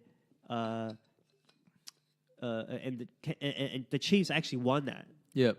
Oh, sorry, the Patriots actually won. No, the Patriots kicked it off with like the Patriots kicked it off with an amazing start. Was it unexpected? Do you think? No, I think you expected the Patriots to win. The Patriots, like I know their record going into the game was 3-2, so they lost 2 games against Jacksonville, against Detroit, but they didn't have their weapons. They didn't have all their weapons. It was early on. September is always almost like the preseason. So I always knew that they were better than their record suggested. And 2, they were playing at home, and they didn't want to give confidence to an upstart. Yeah. Knowing that they're probably going to see them later on, they don't want to give them confidence. Of course. They're going to come out and compete, and they're always going to be there. Man, the game was. You could tell how intense it was when. Do you see Patrick Mahomes stare down Brady? When? Where? When they were going off the field, he gave him the stare down. Like, we're gonna, you mean after the match? Not after the match. During the match. Sorry, during the match. Oh, I missed it. No. When Brady was walking out, and then Mahomes throws through those cannons of a throw. Okay. The 75-yard throw to Tyreek Hill. Because at that point, it was like neck and neck. They were going like neck and neck. Yeah. Let's describe the game. So it started off with a strong Patriots. Patriots. I think they led something like 24-9 or something. Like they led quite a bit. And then Mahomes in this first half didn't play well. He 2 interceptions he threw. Yeah, and it's also like this. I'm quite new to football, but I realized they forced Kansas City Chiefs to do a lot of kicks rather than touchdowns at the start. Oh, you mean field goals? Yeah, field goals at the start. Sorry, field goals at the start. Yeah. Because I think usually teams take field goals when they struggle to break through. Well, right? because if they can't get a first down, like Yeah, they can't get first down after like after the third down, if they don't convert the third down, they don't want to risk going for it on the fourth down because if you miss it, then you turn the ball over. Yeah, so they go for a kick. They go for a guaranteed 3 points. Risking, you at least get 3 points rather than risking 0. Yeah. So, Then right. Yeah. So the Patriots build up a league. Yeah. Yep. Then third quarter, Mahomes got going. Oh, yeah. And you could tell the difference in styles and the difference in would you say talent, different in systems. Well, Kansas City have so great Chiefs, weapons. Yeah, so many great weapons. Their TDs were very different from Patriots. Patriots. Everyone knows Patriots. Build up play, methodical. Yep. Slowly build it up, get close, and then they're really good at these short yard rushes. Yes, and every now and then they'll give you a big play, but it's mostly short plays. 3rd and 5, they give you 6 nothing yards. flashy. More often than not, no. Yeah, nothing flashy. Then on the other side team, full of amazing TDs like that Tyreek Hill 75-yard touchdown. This Kareem Hunt. Yeah. Oh my God, weapons upon weapons. And I mean, Hill, Hunt, Kelsey. But Kelsey was quiet. He was quiet because he had game. double coverage. Yeah, double coverage I think on him. Hightower was what's the one I'm looking for? They chipped him, I think. So I shepherded him, give him a bump. Yeah. Kelsey from starting. They jammed him. Yeah, I think that's the word I'm looking for. They prevented Kelsey from getting up, but Hill and Hunt, they're just unbelievable skill play. They're so fast. Yeah. And you want to talk about Mahomes? He's got everything. Yeah. So he wasn't a one-season wonder from the last season. Everyone was already like, is it too soon to build him up? And this season he only played one match last year. One game. But we didn't see anything. No, he played one game. He only played because they had Alex Smith as injured. As a quarterback. The last game, they said they wanted to just try blood him in. And he did okay. Nothing too flashy. Yeah, because they were preparing for a playoff game. But this year they traded Alex Smith away because they felt like Mahomes was ready, and he came out of the blocks. And this is his sophomore year, right? Really, it's his rookie year. I know he was. It was almost like Ben Simmons, where he had a year to do his study. To be on the sidelines, to see everything. He had one game to do something, but no one knew this. They saw some talent, but no one knew this. And his just physical attributes are off the charts. Like he. So you would you say he has all the talent he needs for his age right now? Obviously, the interceptions is more of a reading the defense, and these stuff could be like harnessed and could be taught by a great coach, right? You would rather have someone to take risks and get intercepted right now than not. Yeah, no, they play safe. Exactly. So I wouldn't worry about these interceptions whatsoever. Yeah, because you do want so that means you believe his talent, like he has all the attributes he need at this age for a good projection to be a great player. Yeah. That's what I'm trying to say. I think he's comparable to Aaron Rodgers. Like he has the tools. Yeah, he's a big guy. Tools. He's a big guy. I don't know if he's that big. Is he? He's bigger than like. He's not bigger than Brady. Have you seen Brady? When you say big, what do you mean? I mean, muscle. Brady, I'm talking about just the bulk. He's not an overly tall guy. Yeah, he's not overly tall, but he's got more muscle in him than Brady. I can show you Brady's body, man. Oh no, but that. Wait, I'll show you. No, I've seen it, but it almost doesn't matter because you don't really need to be that athletic. Dude, after seeing Tom Brady on the like with his top off, like it makes me think I can take him on. No lie. Well, so he has his skill set, the quarterback skill set. Wait, to everyone who doesn't watch football, everyone go check out Tom Brady shirtless. But the problem is, it gives you hope. No, see, people get the wrong idea. Like, obviously, Brady is not the most athletic guy. Right? He's not. He's got a machine of an arm. Okay, that's all. He's got a big arm and a brain. Well, yeah, and mobility or athleticism for a quarterback is probably the least important. The least important. Like Cam Newton. Well, prime example. Yeah, no, you'll rather have more athleticism than not. Yeah, obviously, no, but I mean, you'd rather be better at throwing the ball. There are much more important physical attributes like the power of your arm. How big is your arm? How accurate is really important. Yeah. Okay. how And then- quick you're able to release the ball. That's really important. You know, anywhere between 0.3 to 0.4. If it's any slower, you give the if it's defenders a 0.1 of chance to second, sack you well, or to touch you so your passes go off. Well, that too, but also you give the defenders just that tenth of a second More earlier to read the ball, Yeah. to be able to intercept it or whatever, right? So that makes a difference. What Yeah. else is there? Another really important is the ability to read defenses. Yeah. To read where the safety is going. To Yeah. read whether if they're going to blitz you. To read whether if you're able to check into a running play, if they were going to blitz you or if they're going to pack the box, you're going to make it into check it into a passing play. Yeah. And I think the most important is how you do on crunch situations. Yeah.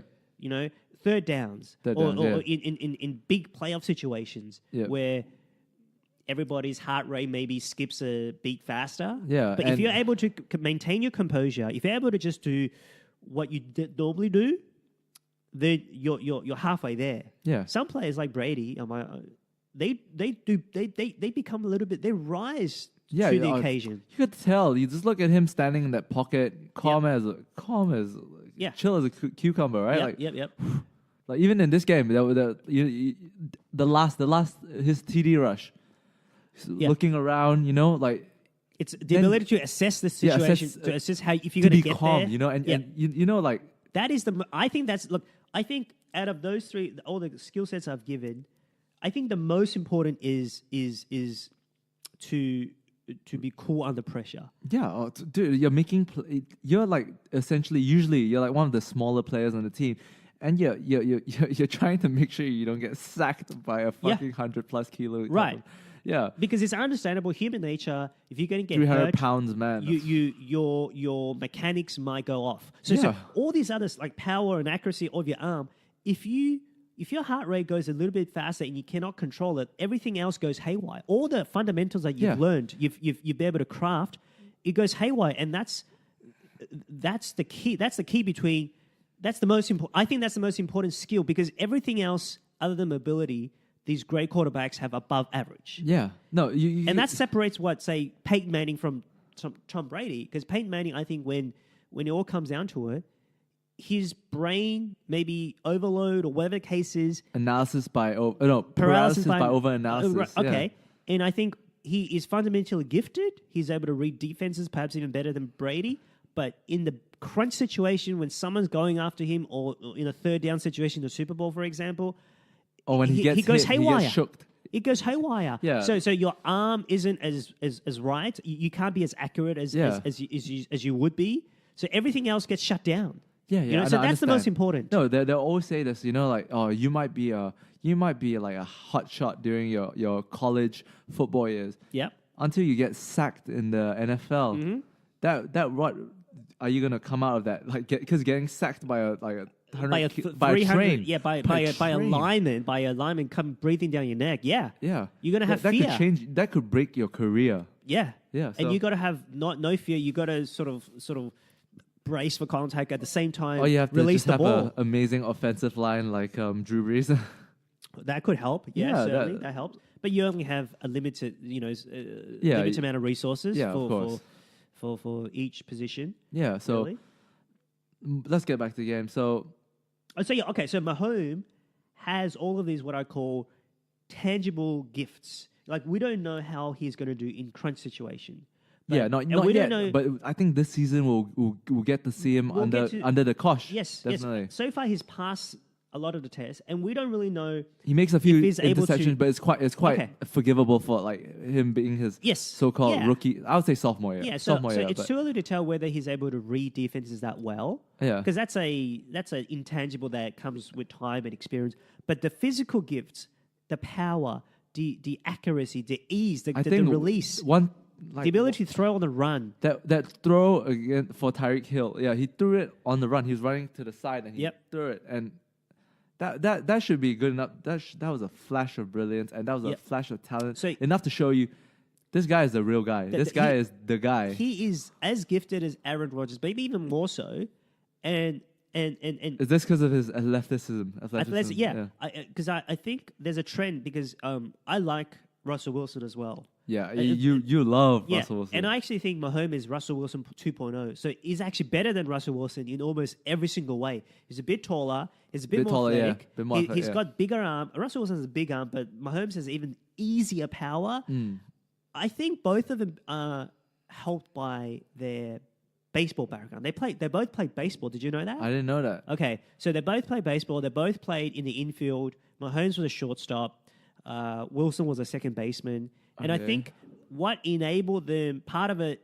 Wasn't Brady a baseball player as well? They played baseball. No, he played baseball in high school or something. Maybe. Because a lot of these stars play dual sports. But Mahomes and Russ, I think, actually play collegiate baseball, I want to say. College baseball? Yeah, okay. I think so. So there's a lot of similarities where they're able to throw on the run. Yeah. They're able to throw across the body. They're able to throw off balance because when you they basically baseball, play with a lot of different throwing mechanics. Okay, yes, because in baseball you have to go to a ball and you have to throw off balance. You have to throw across the body and so forth, especially as an infielder. Yeah. And that's what enabled both Mahomes and Wilson to throw across the body and to throw on the run as well. And I think part of it is, you know how some players, even NFL players or basketball players, they look awkward. Well, Mahomes and Wilson doesn't look awkward because they're very coordinated. They played a lot of sports when they were young. The one thing that I think both of them may need to improve is they actually don't have the quickest release. And I actually think the reason being is because of the wind-up in baseball. When you throw a pitch, you have to elongate the motion. You have to sort of, because you want to follow through. Because in football you can release quickly without. Yeah, you just need the whip. You need the whip with the top arm. Yeah. In baseball, you need to as much of a wind up as you can, and sometimes you have to sort of lower your arm to be able to get as much of a bit torque. Of that torque swing. Yes. Yeah, that torque swing from the hip. That's right. So because one of the things that holds Wilson back, maybe he'll never change, is because his release time is actually slower than average. Oh, is it? Slower than he Brady. Tries to go for that full baseball. I think it just unless you change the mechanics, he's slower than average, and that's what he leaves some plays off the table. The way Rodgers throw it, he literally he flicks it. Yeah. And Brady and Rodgers have the certainly really quick. I think Mahomes is about average.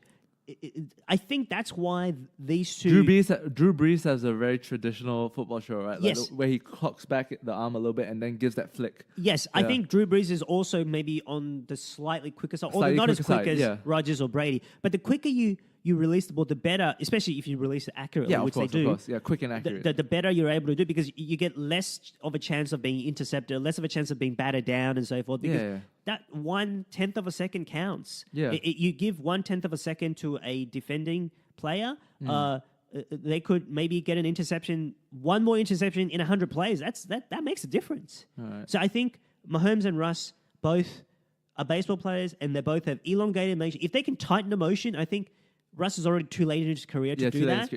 I think Mahomes can. No, so you're basically paving the way for Mahomes to be potentially the greatest quarterback of all time. Well, it's too early, but you've seen enough where you go he can do it, but he has the gifts to do that. Yeah. But the two most important things that we don't know right now: how you read defenses, and how you play in crunch situations. Yeah, we'll see. We'll see a bit of that this year. But the tangibles, he's better than Wilson. He's slightly better to me than Rodgers in just the physical tangibles. Yep.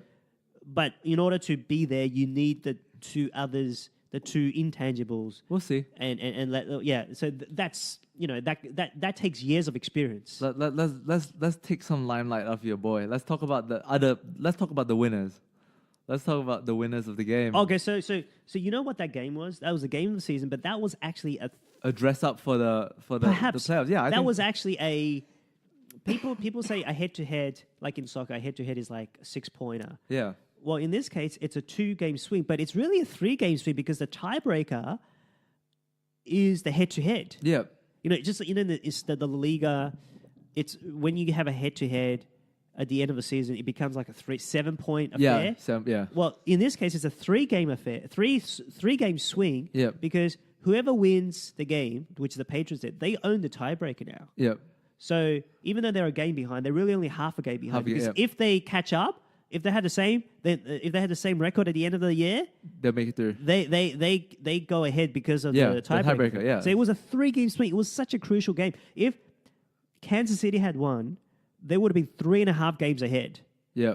But because they lost, now they're only half a game ahead. Yeah. That's so that was huge for New England. And now you can see New England. They're about to turn on their like train. They're about to turn on a train and get on a roll. Well, yeah, they know? usually do that around 6, 7, 8. They use the first 4 weeks to get steamroller. They're turning into a steamroller, Yep. and I feel like they're going to steamroll a few teams. And if you look at their record, Brady and Belichick and Brady in that order are much better at home than they are away. At home in the playoffs, unbeatable. Something like, I don't know, 15-3 or something, or 12-3. On the away, they're just above 500. Let's talk a little about his weapons.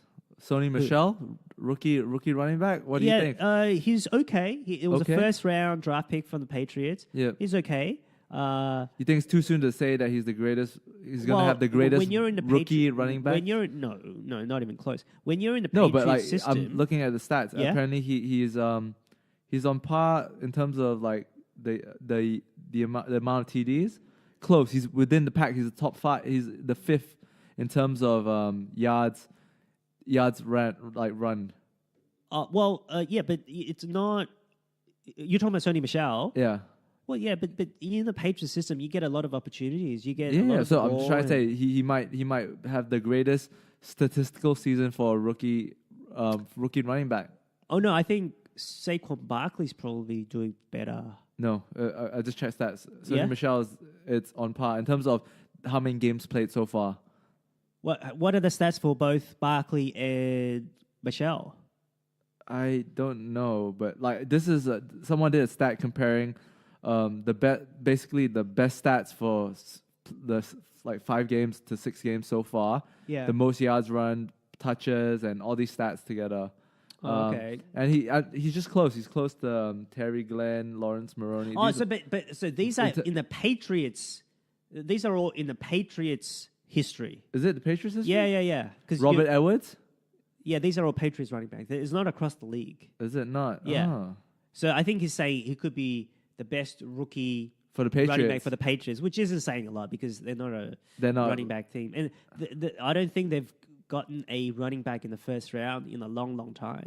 Yeah. So, I mean, they don't spend... They just need guys who are able to get an inch. Yeah. Yeah. Belichick praised... I think he reserved most of the praise for Gostkowski, the field goal kicker. Okay, yeah, because he made 5 out of 5. 5, yeah. He's kicked 12 out of 13 so far. Yeah, and look, we've Clutch. seen this season the field goal kicking is not an automatic by any means. Yeah. So many misses. Yeah, a lot of missiles. Yeah. So, what about Josh Gordon? Josh Gordon looks like he's getting along. It was a steal because Gordon, talent-wise, is up there with anyone. Why did Cleveland trade him away? They're going to go into a full rebuild again? No, I just think they had enough of him. They gave him so many chances. And he didn't turn up. All these, was it alcohol, was it even perhaps illicit substance and so forth? They just had enough. They said, you had too many chances and we had to... You're becoming a problem. Yeah. And, going to a different franchise might help you, which obviously the Patriots are known to do. And it looks like it's a steal because he gives him that threat, the deep threat. And so far, as long as he's able to keep himself good and clean, the Patriots have been able to utilize him. It's a steal for them. Shall we talk? Okay, let's go into the last point. Let's talk about the Chiefs. Let's go back to Mahomes. Do you think Mahomes is gonna have the most touchdown in the season? He could, right? I don't know. He's leading the league. Yeah, he's currently beating the based on previous seasons' history. Yeah, he's currently the leading TD scorer after 6 games. He's beating Peyton Manning's record based on 6 games. Yeah. He's on 12, on pace. Yes, which at 12. Yeah. So he has 13 right now. Yeah, Patrick Mahomes, and it seems like He's projected, to do quite well. I wouldn't say he will win it, but I'm saying he's projected to do quite well. If these weapons keep on continuing. Oh, his weapons. I'll give you an analogy. It reminds me of Manchester City. Their wings are devastating. Yeah. Sane and Sterling, and now they've got, who's that? Leicester guy? Leicester. Oh, Mahrez. Yeah. So the weapons, but all on the same pitch. Yes. Time. Okay, but Tyreek Hill and Kareem Hunt and Travis Kelce, these weapons are similar to Manchester City's wings. Yeah, but you can play them all at the same time. What do you mean? They're all on the field. Who's on the... Oh, you mean in Kansas City, right? Yeah. Okay, fine. So let's just say even those two are devastating on both sides. Yeah. But ultimately, it's down to the guy in the middle, the Mahomes. Quarterback. Yeah. Right? Just to like, get it there. To me, Man City ultimately is down to the guy in the middle, De Bruyne and Silva. Yeah. It still goes through the middle, but the weapons you have helps you because you can utilize them, and they also clear some space, give some space for you. So ultimately, it's about Mahomes, but you really get a head start with the weapons you have. Yeah, definitely.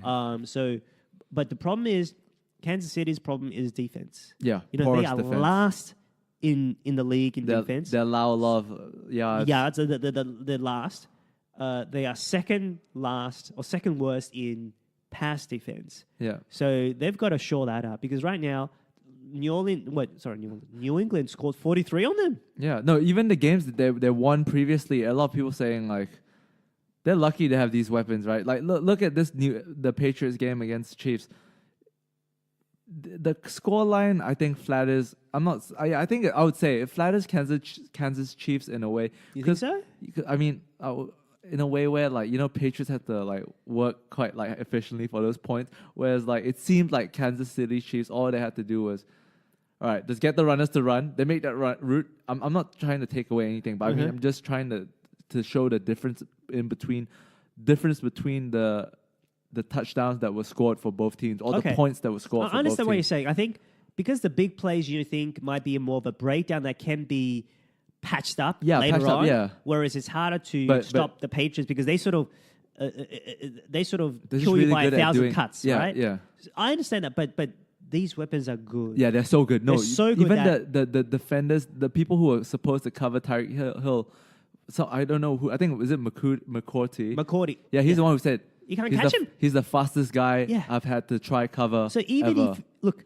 And by the way, Patriots know the game plan around those weapons to defend, to take them away. And but they just couldn't do it. They couldn't do it. You're going to find gaps. And you give them a bit of it's like, you know what they're going to do, but you can't stop it. Yeah. So yes, they might even go all out to stop the big plays. But sometimes... And by the way, Mahomes is pretty good at finding sort of medium plays too. Yeah. He can do it all. Yeah.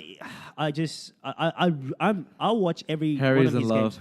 No, I watch every one of it because I see the important skills certainly in the NFL, and he's. Why don't you get a Mahomes jersey? No, I won't get a jersey, but he's certainly on his way there. Whereas certain other players in other sports where we become too enamored, like Mbappe, for example, or let's say I can't think of anyone else. Day, man. You keep throwing all these shots that we can't answer get to today. this, but some of his skill sets we get too caught up with. They might be good on the eyes, but they're not actually as important to the game, to the actual game.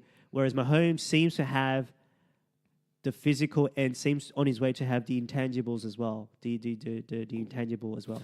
All right, let's just move on. Okay.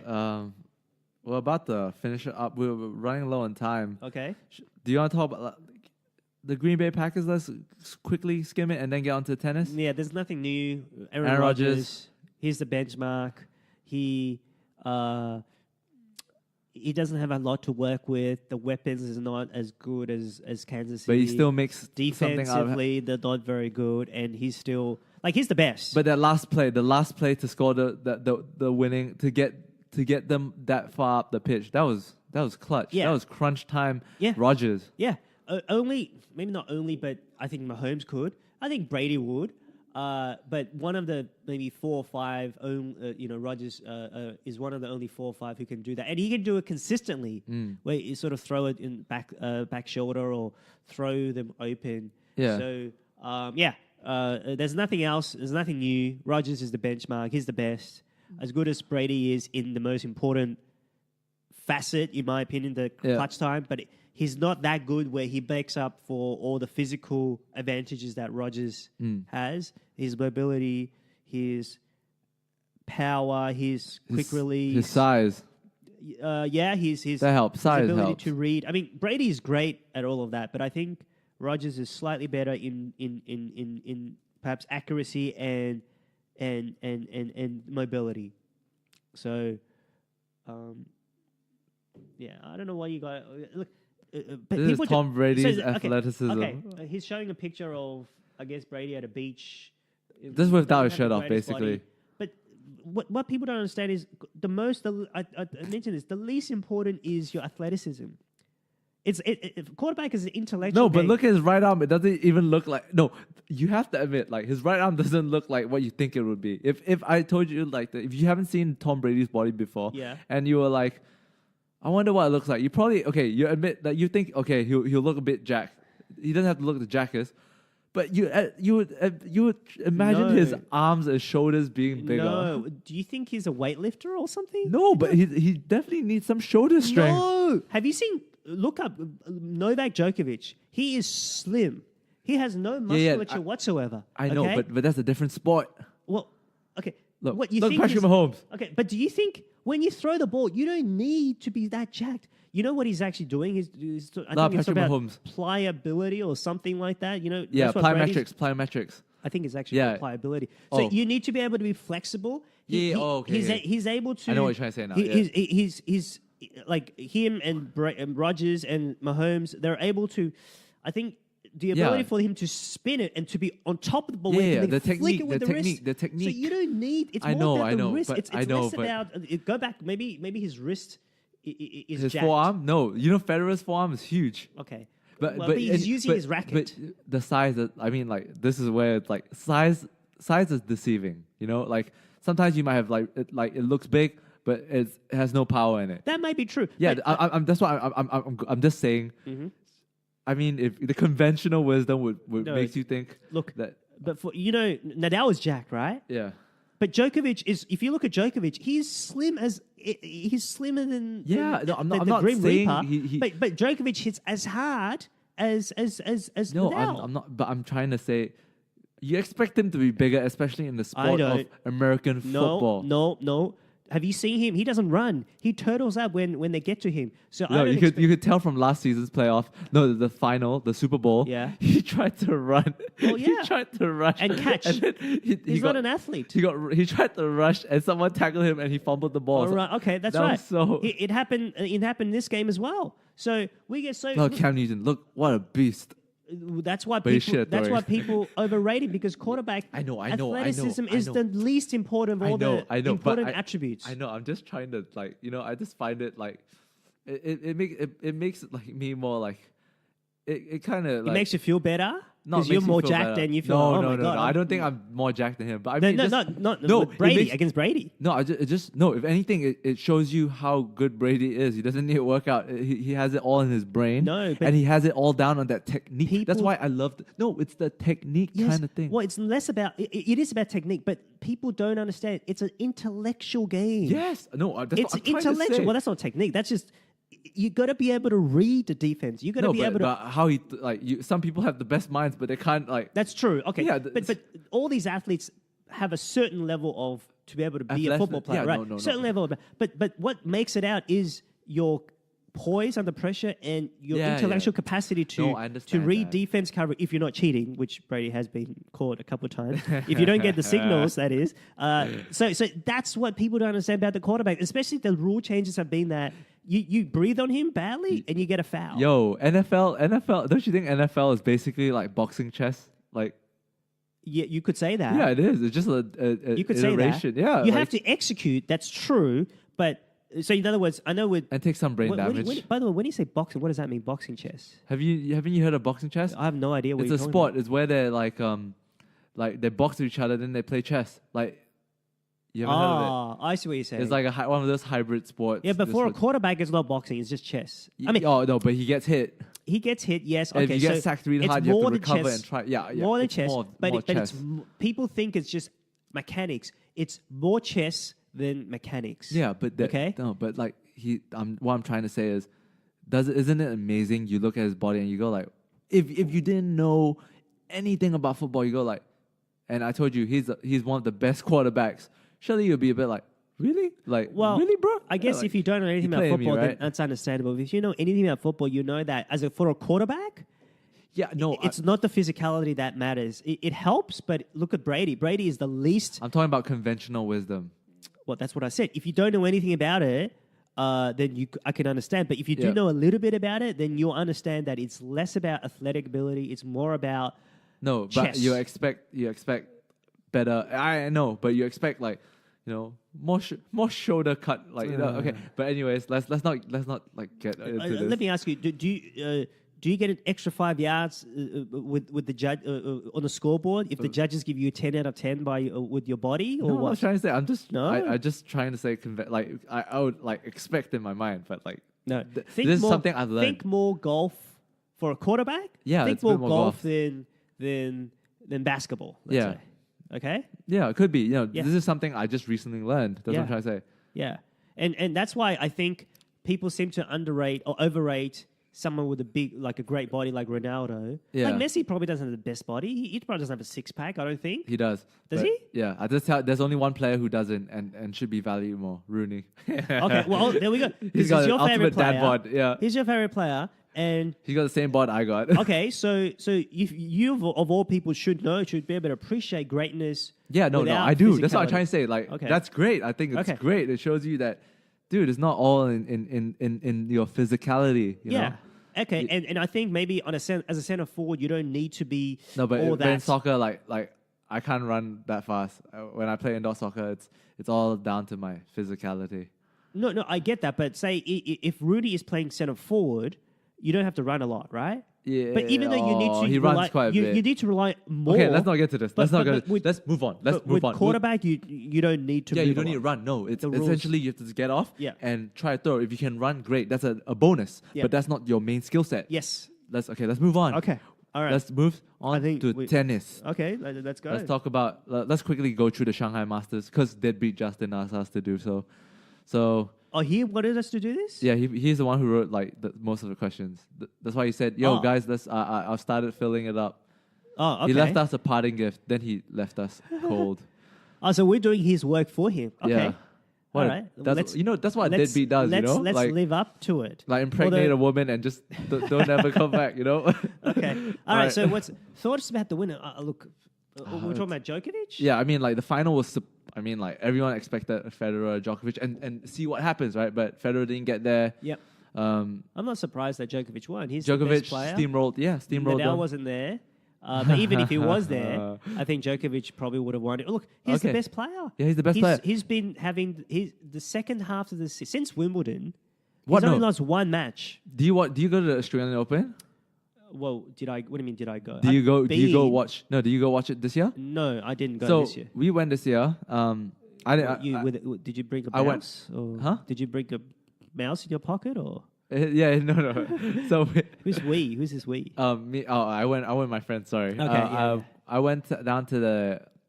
I went down to the Australian Open this year, and we saw Djokovic play, and Who did he play? he got knocked out after the second round or something like. He got knocked out early, No, very he early. got knocked out by Kim. No, by what's his name? The Korean guy.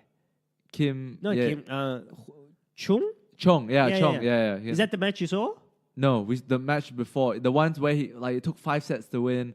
Like he wasn't confident in his Elbow. Yeah, he was still coming elbow. from the Yeah, injury. yeah. He's having So- different service version. And then after the tournaments, after that, he struggled as well. The first few, and then when it got to, he started picking up after Wimbledon, right? After Roland Well, Garros. yeah, Roland Garros actually gave him confidence. Yeah, because his serve game, but like his serve was more solid. Because Yep. at the start of the season, he was struggling with his Yep. first serve. Yep, and he actually took time away, and he during the Rest the elbow, I think, because Yeah. it was he inflamed had or some shit. He had some work done, like another sort of minor surgery on an elbow. Yeah. He wasn't right at Indian Wells or in Miami. Yeah, exactly. Yeah, Indian Wells in Miami. He got a lot of confidence in the clay court season. He played Nadal tough.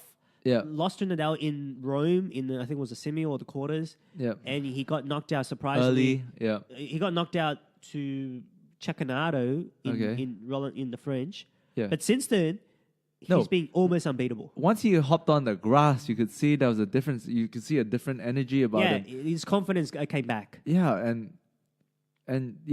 confident. I think it was a confidence thing more than the injury. He was better. His trying to elbow got find, better. yeah, he's trying to find his first serve essentially the whole year. And then his second serve has really improved as well. Yeah, because he was forced to use his second serve so much for the start. So, and now he's just killing it. And I think which brings this to the second part of the question and the last segment. Yep. Wrapping up the season and this whole, Justin left us with a question. Who do you think was the best player of the season? And I'll give it to Djokovic. It's not even close. Is there any other? He's won 2 Grand Slam titles. Yeah. Forget about anything else. If no one else... But I thought you were going to say Nadal because Nadal won the most tournaments this year. No, if you ask the players, it doesn't matter how many... Like, Nadal still leads something like 45 points or 35 points. And that doesn't mean anything. Who cares? He was injured, though. Like, Normally, whoever gets the most Grand Slams ranking... Well, whoever gets the player of the year is the guy who gets the number 1 ranking. Okay, fine. But if you ask the players, they would want the player who the most... Certainly the top players. Yeah, it's the most... So it's not even a question. Djokovic had one... And this leads... I think Djokovic was the player of the season. And the way he got to this player of the season award in my books, from him being injured at the start, and coming back... It took half a year to come back. Yeah. And you know how usually when you, especially at the top of any sport, a year is usually not enough, right? Usually it takes a year for you to get close to your peak. But I think if anything, he looks better, right? Better than his 50-win season? No. I think he might be 90%, 95%. Yeah, close to the top. But it's more than a year. It's 2 years because ever since he won the 4 in a row. That was 2 years ago, right? Something may happen personally. I don't know. And no, but that's not his injury. The injury occurred at the end of last year. No, it occurred Wimbledon last year. Yeah, so I think that it's probably too many games. I think it burned out. Yeah, there are a few factors. It's a multi-factor issue. But he did come back at Australia. Now, he wasn't fully there. Yeah. It took him a minor tweak of a surgery to get there, but it took him maybe 2 months to reach his sort of full capability, which he did on Wimbledon and then through the hard courts. Yeah. And you have to understand, Nadal was injured for a couple of patches. Early as well as late. Well, the way he plays and he got shaky knees. You know, weak knees, right? That happens. Okay, fine. And so every time Nadal plays in a tournament, I just go and think like, will his knees go? You know. And I was surprised he held up. But it wasn't his knees when he injured it in Australia. It was his hip. He did injure his knee as the US Open. I'll give you that. No. Oh, the hip was more his legs. Hip, knee, it's all the posterior chain. Fine, it was all the posterior chain. Fine. So Nadal is working with a broken body right now. Federer is doesn't have the legs. That's a bit too simplistic. So this builds into my second point, which I think Djokovic is head shoulders above everyone. I think. And I think... I disagree with... I understand what you're saying. I think right now he is.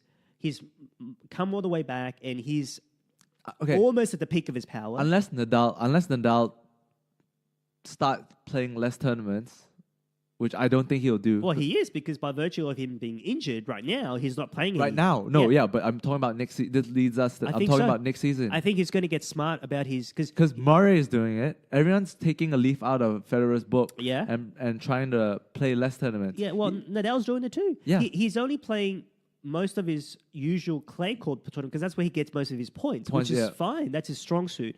But even on hard courts and on grass, he's playing minimally. He's not playing as much as he plays like a tune-up tournament. He's not even playing. He's not even playing Wimbledon tune-up anymore. He just goes straight to Wimbledon. Well, he plays maybe a like Queens, not right? an official match, but he plays practice matches. You know, he organizes with someone else. Oh, so he doesn't go to Queens or Hill? No. He doesn't play. He hasn't played the last 4 or 5 years. Okay. So he's being smart about it. He won Toronto Masters and he pulled out of Cincinnati. Let's talk about. So I disagree. I think that, people underestimate Nadal because we're talking about physically. he's not as good, gifted as Federer or Djokovic. But No, you mean technically. He's physically gifted. No, okay. So what I mean by in the physical, the tangibles. Oh, as in his strokes. His strokes aren't as good I think as Federer or as people Djokovic. undervalue his strokes because that forehand he has. That's a right, that's but it's not as good as Djokovic. stroke. It's not as good as Federer. But what they What do you mean not as great? underestimate It's a bit different, and he scores a lot of winners off that forehand. That's true, but not as Djokovic is easily better because he plays closer to the coastal baseline and he moves so much better.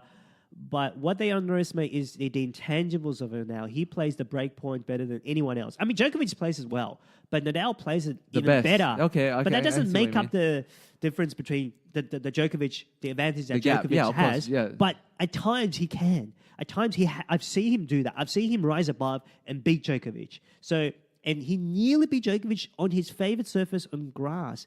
In his favorite conditions because they close the ball moves roof. faster. They close the roof. Yeah, the ball moves fast. Nadal's much better on a slow court. Nadal is better grinding. Yes, than anyone. And so I actually think Djokovic is better at grinding than Nadal.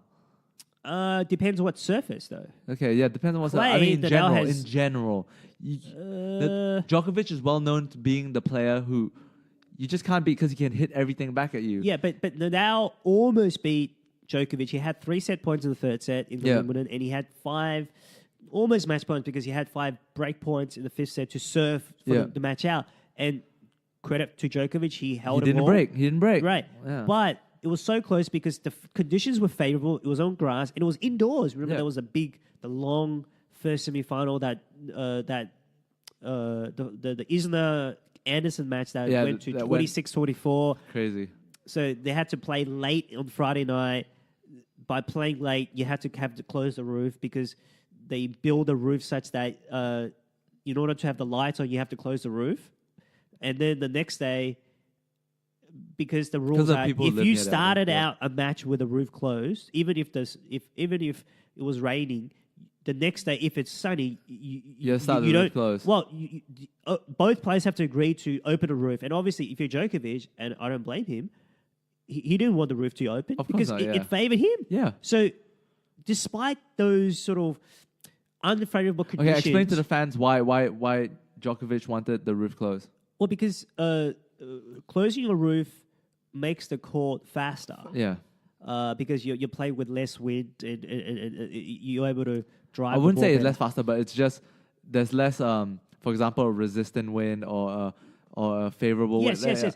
Yes. And it so the court is made. No, actually, the court surface is faster, from what I understand. And Djokovic, like Nadal, has a more margin for error. His forehand, his strokes have more topspin.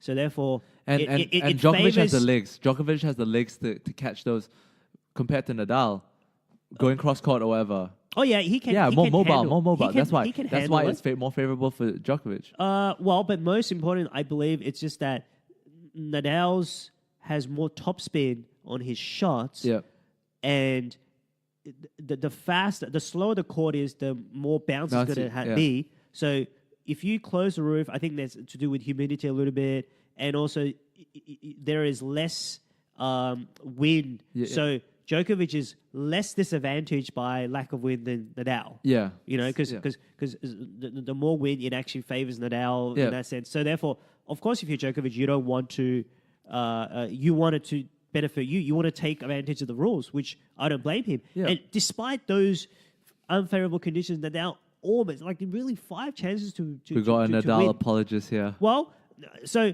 I've seen Nadal overcome Djokovic, and Djokovic is a much better physically gifted, and he has better. What do you mean physically gifted? Huh? What do you mean physically? So when gifted? I say physical, I mean just with his strokes. His strokes. You mean he's more technically talented? But also his movement is mobility. Much better. Yeah, but okay. Nadal used to be had really good legs till he fucked his knee up and he put too much weight on himself. No, but Djokovic, when I say movement, I mean Djokovic is the best retriever. He's able to move and he back and forth. He stretches. Yeah, He's a skier, so he knows how to slide before. That not backhand, after. the backhand, he takes it on frontally. Like he takes it on like face, like in in a frontal facing position. Yeah. I see he doesn't have to tilt. Yes. Yeah, so he's talented. He's so in that talented regard. in going movement. Like he's the most gifted. He's the greatest mover, I think, in tennis of all time. Footwork wise, you mean? Yeah. Footwork. Yeah. Okay. Footwork. I'll give you that. Yeah. His ability to slide before he hits the stroke. Most people hits the stroke and then stop, right? Yeah. Then slide. He hits it. He's before, so he slides before he hits it. He gets the power still while he slides. Yeah. So he's in position to go back to the other side. He moves across the court amazingly. So he's able to cover the court much better than anyone else with his gift. So that's what I mean by physical gifted. But Nadal he's able to rise. His intangibles, his sort of his heart rate is able to stay still, perhaps more so than in the big points or break points, more than anyone else. Nadal? Yeah, I think so. Nadal and I Serena think Williams. Djokovic, man, like you can tell just by his season. But Djokovic rises above his level of play on break points. I'll give you that. But Nadal rises above even more so on his level, on his play. I disagree with that. I disagree? think Djokovic does it better. You can tell it's evident from that season. He won 4 Grand Slam, won 50 games.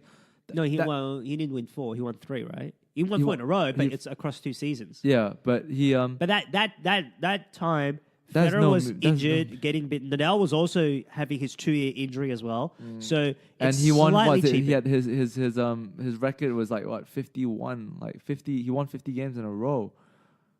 That was 2011, I want to say. Yeah, he won like 43. He has that mean streak that I think he has that killer instinct. But okay. I'll give you that. Let's start building up for next season. Since we already gave the Player of the Season award to Djokovic. Yeah, and let's go to the next season. It's a formality that Djokovic has finished number 1. He's still 35 points short. Yeah. The Paris indoors and the no one cares Masters. about all these tournaments that are coming out. Let's talk about the Grand Slams next so season. it's all about the Australian, right? It's about the Australian. Let's project the whole season, how it's going to turn out. Do you think who's going to... I don't know.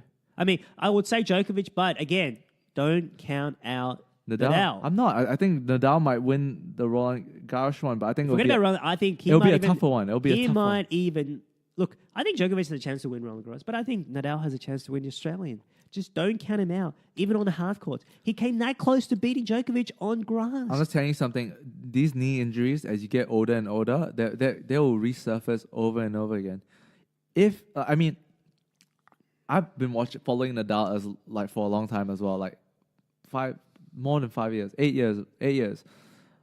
Remember when Nadal beat Federer at Wimbledon for the first time? He was 08. huge, and then Nadal went on a streak, right? Like he started winning 2-3 Grand Slams every year, and then Federer would nick 1 or something, and then Djokovic came on, and Nadal had that injury, 15-16, and he came back this year last year. Last year, sorry. Yeah. But he made the final last year. But for the last 2 years, basically what I want to get at is he looks much more smaller compared to... You mean Nadal? Yeah. He shed a lot of that, you can say muscle, but I'll just say size. He shed a lot of that size. And he looks, I think, better. Okay. So you're actually making my point. Yeah, I'm making your point. But I'm still... The reason why I have a covenant... no, not covenant. Sorry.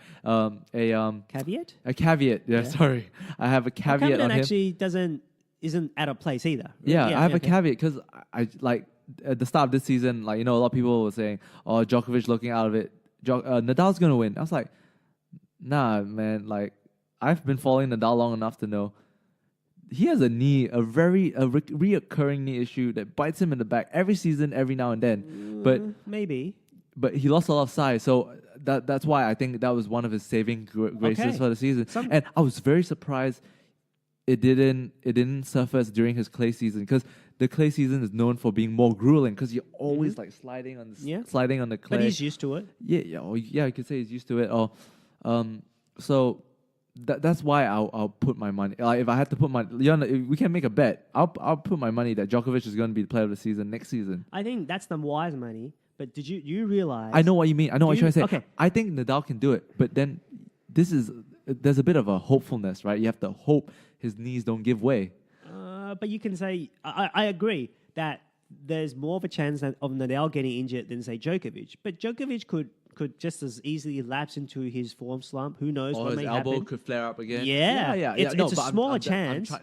Okay. We're projecting. Right? But so you just have to do a rational, smart money. But do you realize, look, there were 5 break points in the 5th set. I think Wimbledon one game. Or two was the Wimbledon actually, semi-final. It could have went either way. It really could. That was really a match point, okay? You win any of those 5, you serve out the match, and there's an 80% chance Nadal holds on and wins. And if he wins the tournament. So, by the way, do you realize if he wins, then he would have been the number 1 player? Oh, yeah. That's a 25-point swing. Don't even care about the points. It's like he had 2 Grand Slams and the 2 bigger ones. And let's just say you give Djokovic everything he gets after, but maybe not. Maybe Djokovic doesn't get the confidence. Thing. Yeah, but I know. My point is, it's close. I'm not saying it's not close. I'm telling you it's close. 1 point decided, essentially, one of those 5 break points decided, tilted the swing. It was a 2-slam swing. 2-slam swing, yes. And the player of the year would have been Nadal's instead of Djokovic. Hands down. Right. Enough so it was said that after close, Wimbledon. and that was on Nadal's weaker surface, or certainly his weaker surface, and Djokovic's strong surface. Yeah, but the reason why more favorable conditions with the roof. If the roof was open, you could have even gone that way. Okay. It could have even gone Nadal's way. This is where the Nadal apologist. No, it's not. You can ask anyone if the roof as well as the grass. Rah. No, but of course it's contested on grass. But my point, it was that close. It was that close. Anyways. Okay, so next season, my money is on Djokovic. Look, who's your money on? I think the smart money is on Djokovic, but if you're telling me... No, I'm not. I agree with you that Nadal is the second. But I will tell you this. I would put money on Nadal if it's not just the straight-up odds, if you understand what I'm saying. Yeah, of course. Like, yeah, if you're actually going by the market odds, I think Nadal is undervalued. Do you understand? I understand. If you just say, hey, the payout is constant... I would put it on Djokovic. But we don't know what the market paying right now. Well, trust me, in the market, Djokovic is surely overvalued. Yeah. Is almost odds on. Okay, yeah. It's almost odds on. And I'm telling you that Nadal is underpriced. Close second. Yeah. I wouldn't say it's close, but it's not close. I think it should be a close. I think it should be closer. So therefore, I'll put money on Nadal because he's the more value bet. Yeah. Right? Yeah, okay. Although I wouldn't pick him straight up because I'll be a fool to argue against Djokovic on hard court. Harry, why don't you start a betting agency? No, I'm not. I don't know that all that sort of that all that jazz. But so I'm telling you, people underrate because they only look at the tangible stuff. They don't look at the intangibles. Yeah, no. I told you, right? I mean, I truly believe if his knees doesn't go and his knees were healthy, he would be a force to. He might even beat Djokovic. But it's just because. But staying healthy is part of the game. So. Yeah, but I count on him on being healthy because right now he's taking time away. He's healing up. I don't even know if he's going to play Paris or London. Yeah, we'll see. Like this is like arbitrary. I don't really care. And like, by the way, I'm just looking forward to the next season. Nadal has had devastating losses before against Djokovic, and he's able to come back. So just don't discount. I'm not discounting, dude. Like I'm just telling you, all these players at the top, like they know how to play under the coach. Okay, I'll tell you what. You can count. I can pretty much count out your boy Roger Federer. Okay. For what? Have you seen so? Let's see Nadal at the age of 37. And I'll give you that. Nadal probably is going to age worse. Earlier. Yeah. Right, but we're not. He's got 5 years to play with, right? So I don't think so. I think next year will be one of his last years because this is the next discussion topic. Let's. We give these to the top 4 players all the shine all the time. Top 3. Oh, you don't even want to talk about Murray? I mean, Murray... The disrespect. No, I just think Murray's in a separate... Is not in that he's category. Not even in the top tier. I agree. But but now is an opportunity because these players are getting old. Well, Murray's also the same... Murray's the same age as Djokovic. He's like 31? 7 days younger, I want to say. He's 31 as well then. They're born a week apart.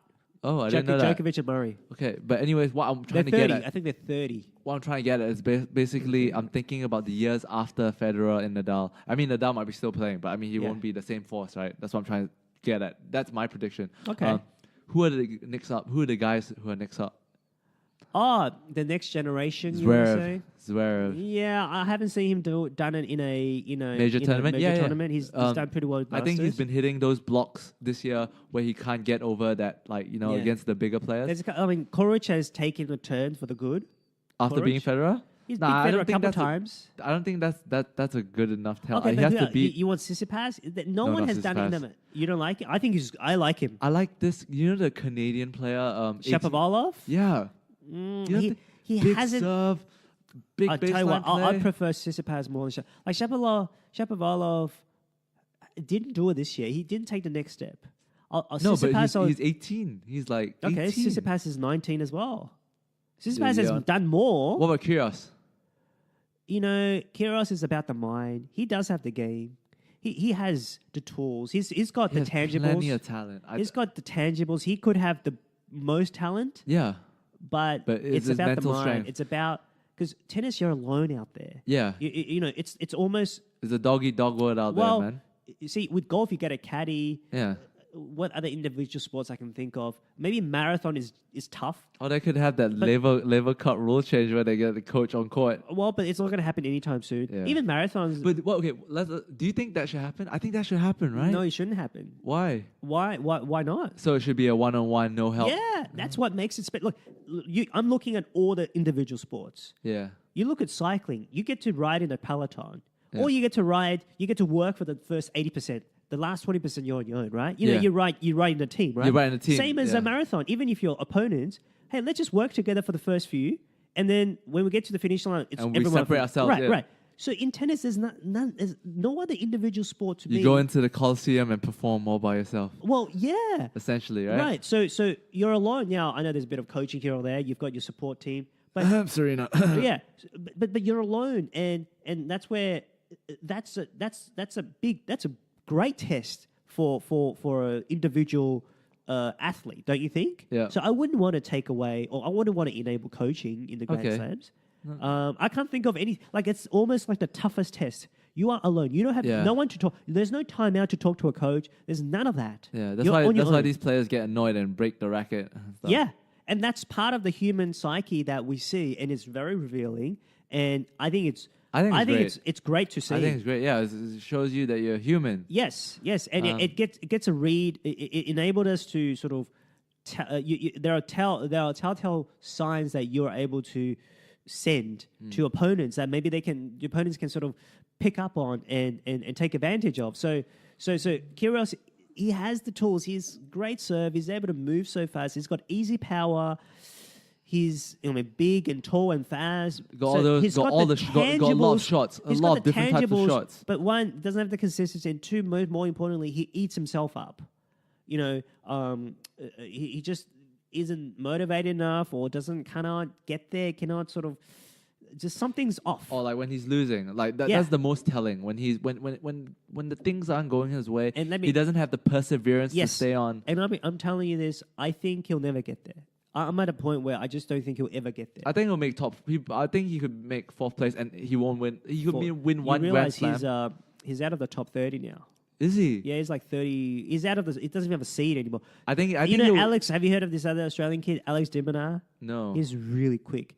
He doesn't have the gifts, the shots, but he can move around the court. He's got the desire. He's already higher up. That tends to be the case for like for example, John Millman. These certain Australian players. Yeah, but Millman's a one slam wonder. Yeah, where they could just. de Minaur's going to be there. He'll be there. He's almost like very similar to Leighton Hewitt. He's so fast. Oh, Leighton Hewitt, fast. Spider. Yeah, he's better. I think he might be even faster than Hewitt. So de Minaur's the top-ranked Australian player, I believe. He has more of a chance to maybe not win, but to go far in the Grand Slams. But I wouldn't put him as the next generation. I'll put Tsitsipas, Shapovalov, maybe Zverev, Dominic Thiem. Okay, but he's sort of in the hybrid. He can get there. He can get there certainly on clay, and he played really well at the US Open against Nadal. I'll put the top 20 right now. So I'm just trying to think who else is on that list. Let's look at the top. Okay, let's go through the top 10. Let's just quickly go. Yep. Nadal about to go off. Djokovic, I think 2-3 seasons. Federer, if he wins one, that's like godsend, like God's gift. We're talking about the ranking. Yeah. Juan Martin Del Potro, he's always been the guy in the top 10, but just like a mainstay of the top 10, but struggles to beat. Yeah, and he's got a weakness, his backhand. Yeah, okay. Because Djokovic has attacked his backhand in the final. You've got to be really solid. You might not be a better. You can't be a weakness, and his backhand's a weakness. So Djokovic just attacked him all the time. He's got the greatest forehand in the world, the greatest weapon perhaps in the history, but you can't use it because Djokovic is always attacking a backhand. Because he's left-handed, right? The left-handed no, swing. No. He's right-handed. He's right-handed. Oh, okay. But No. I mean, I'm talking Nadal. That left hand that forces him to. No, who are you talking about? You talking about Del Potro? I'm talking about Del Potro. Because you talked about Nadal always targets his backhand. Or something. No. So people who target in the final, in the US Open final, Djokovic and Del Potro was playing. Yeah. And Del Potro has a bigger weapon than anyone else in the history, perhaps. In terms of serves and forehand. In terms of forehand. Yeah. But Djokovic is able to... He's got a big serve as well. He's got a pretty big serve. Yeah. It's not the greatest serve, but Djokovic is able to neutralize him by targeting Djokovic on the backhand. No, targeting Del Potro on the backhand. Oh, did I say? Yeah, so targeting Del Potro. So you can have the best forehand, but if you can't use it... What's the point? Yeah, true. Right? So true. You need to... Yeah, you can't have a glaring weakness against Djokovic, for example. Or even Nadal. Or basically, he needed a bit more of a more solid backhand. But he didn't have. But he didn't have it. So let's keep moving on the list. So you can be neutralized even if you have the greatest weapon. But if you cannot be put to use, if you cannot deploy, what's the point? Agreed. Right? Let's talk about... What about Zverev? I think he'll move up. I think he just hasn't done it. I need to see him do it. Yeah, but he's the one who has done the most out of the... Yeah, that's true. Not in the Grand Slams, though. Yeah, not in the Grand Slams. Yeah, he's been struggling. He asked Federer for advice. He's like, I can't seem to transfer all these other tournament success. Will he get there? Probably. Because he's got the gift. He's 23 or something. He's really young. Yeah. Marin Cilic, big serve. Same like I think has a glaring weakness. He's sort of gone off the boil since Wimbledon. Dominic Thiem. Yeah, maybe. Yeah. Maybe. Kevin Anderson, big server again. There's always these big servers that pop up in the top 10, but they're one-trick ponies and they struggle against. Yeah, you can't beat Djokovic or Nadal. All you have is a serve. Or certainly, maybe that serve can win you a game or can win you a match, but it can't win you a slam. Okay, Grigor Dimitrov. This is a guy who I can say, man, he had the talent, but it's a time where you could say, well, I don't think he'll get there. It doesn't look like it. He had he had a good year last year. He won the year-end Masters, tournament. But this year, he just lacked that sort of drive to go. Like that killer instinct. No, some games he starts off well, he gets his backhand going, and then his consistency. He's gifted. Consistency goes. No, it's consistency. It's not consistent enough. You're right. Yeah. John is not just big server. I don't need to talk about him. Nishikori's done well for himself, but no, he's not going to get. I think he'll be a top 10 mainstay. Nishikori's like a Jimmy Butler type. Yeah. No, I'm serious. Like a Goffin, Jimmy Butler type. You're never going to be the best player. But you work hard. You can see his industriousness. Yeah. And you root for people like that. Coric, Goffin's quite talented. Like, he's got nice strokes. Yeah, Jimmy Butler, again. Those are the type. Like, I know. I think Goffin's more technically gifted, but like... But because he's 5'9", I think 5'10". I mean, you need to be overwhelmingly great. Power. And in tennis, I think the ideal height is probably 6 and 6'3". Nick Kyrgios is 6'5", but he's a freak of an athlete. Yeah, he can. He's agile. He's lanky. Like tennis, you need to be. But he's agile. He can change directions. He has the pace. He's like Jamie Vardy, like the quick twitch muscles. Okay. All right. So generally speaking, if you're 6'4" or above, you're not as agile, but Kyrgios is that freak where you can. So generally, you need to be 6'1", 6'3", 6'4", something like that. And I think evolution, time marches on. What was 6 foot now is probably 6'2". In a couple of years or in 20 years, I think 6'3", 6'4" is sort of like the average. Where you're getting better and better with genetics. You get more and more just sort of with evolution that what was capable 50 years ago, what was standard, which was Rod Laver is 5'9". Yeah, the game was different back then. He's the greatest. I mean, everyone wants to say Federer or Djokovic. Laver's the greatest by far. 5'9". In the 60s. So, yeah. Who knows? But his competition might be different, and tennis was played differently back then. But let's not get into the argument. Let's continue down the list. Right. Okay. Let's not stray too far away from the path. So I believe in this. Forget about Fognini, forget about Edmund. Tsitsipas at 16, he's there. He's young, right? He's young, yeah. He's got good power. He's got the mind for it. I haven't seen. I want to tell you, I've never seen him play. I've never seen him play. I'll put stock on him. Might be one on. I'll put check him stock out. on Dimina, even though I don't think his potential is as because he's. You don't like the 5'10". Shapovalov, the Canadian? Not as big fan because he had 1 year. He was a rising star last year, but this year he's sort of taken a step back. So we'll see. I saw him play and I was like, this sometimes guy's a you get beast. carried with one match. No, but I saw other games and I go like, this guy is explosive. Maybe mentally he doesn't have that mental maturity to put games away. Yeah, but he's got talent. Like this guy. Yeah, so let's talk about his counter. Like his teammate, his fellow countryman, Milos Raonic. Trash. Oh no. Okay, so a Trash. couple other guys I want to talk about. Karen Kachanov, have you heard of him? No. He's good. There's all these novs, all these Eastern Europeans. Karen Kachanov, he took Nadal to 4 sets. He's going to be a top 5 player. He's number 26 right now. Is he 26 this year? Yeah, 26. He would be my second guy to watch, other than Tsitsipas. Tsitsipas and Kachanov is Right. He's Russian. Russian. Shapovalov is 29th. Yeah. Dimina is 31st. He's good. I'll watch out for him. I'm gonna start watching more tennis now. Man. So they are the only sort of young guys. Khachanov, Tsitsipas. One more question. Okay, let's end. Do you think these next and up and coming guys? Do you think they'll ever surpass the current I would say the golden generation tennis right now? Oh no. Right now, what we have is it's an anomaly, right? It is. You have 3 of the 5 greatest of all time. It's not even a question. Federer, Djokovic, Nadal. And Nadal. Who are the other 2 in your top 5 then? I would put Leva. Becker? No. Agassi. No. McEnroe. Bjorn Borg. I mean Bjorn Borg. Sorry, Becker. What am I talking about? Sorry, I mean Borg. Yeah. Do you watch the Borg and McEnroe movie? I didn't watch the movie. Should I watch it? It's not bad. It's not bad. Like Okay. it showed you. Like I never knew Bjorn Borg was such a weirdo. Like Is he? yeah, like before matches he had a really meticulous I know you have this thing about where I don't call it. It's just everybody's different. Everybody's superstitious. No, I think everybody can be superstitious. He'll have all his but he was super superstitious. If it works for him, why does that matter? Yeah, okay, but it's weird, man. I like the stars who are like the best in their sport, and all they do is just like they wake up, chuck on the boots and play. That's like if anything, that's a better story, right? That's like, damn, man, he makes it sound so simple. But wait a minute, your favorite star is like, do you think Ronaldo is very meticulous in his? He's not my favorite star. Well, Rooney, do you think he's meticulous? I don't know. No, he's not. Look at him. Okay, what about your boy LeBron? Is he meticulous? Oh yeah, I think so. He spends $1 million. No, yeah, but like I mean that's different. But he doesn't do anything that weird like what Bjorn Borg does. Like before every match, but everybody he checks his heartbeat. Fine. Whatever works. I'm not. I don't have anything against it. I'm just saying it's just odd. And I have no problem with it. I have no problem with it. Yeah. If anything, it adds a bit to the story.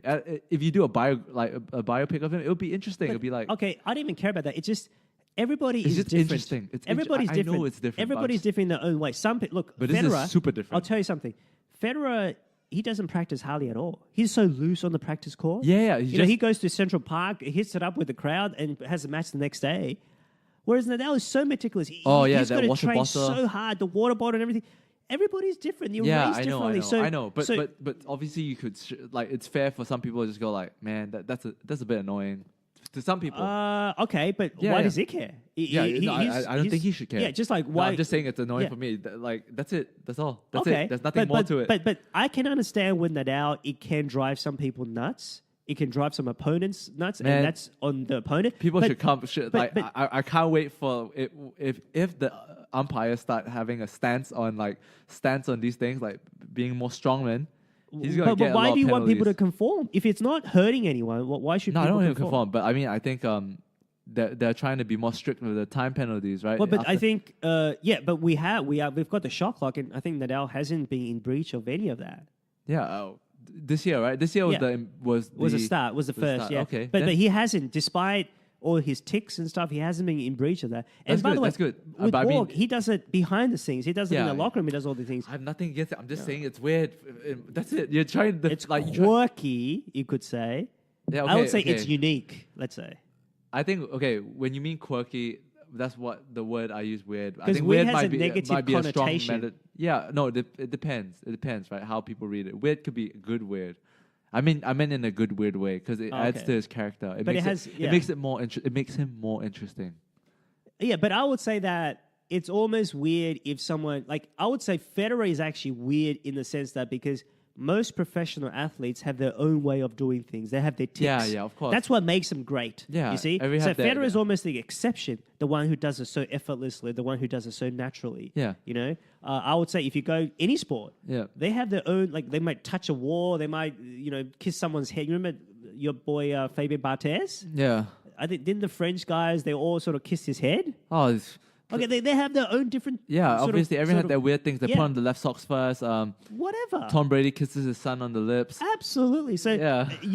I would find it. So I wouldn't call that weird. I would call that par for the course. I would call it the fact that you don't.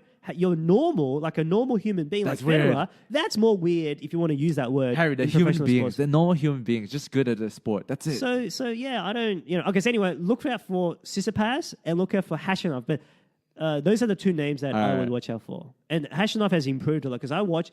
He took a heck of a lot. Let's end with a futures prediction. Who's gonna win the most Grand Slams for the guys? And then we'll talk about the girls because they seem pretty neglected this episode.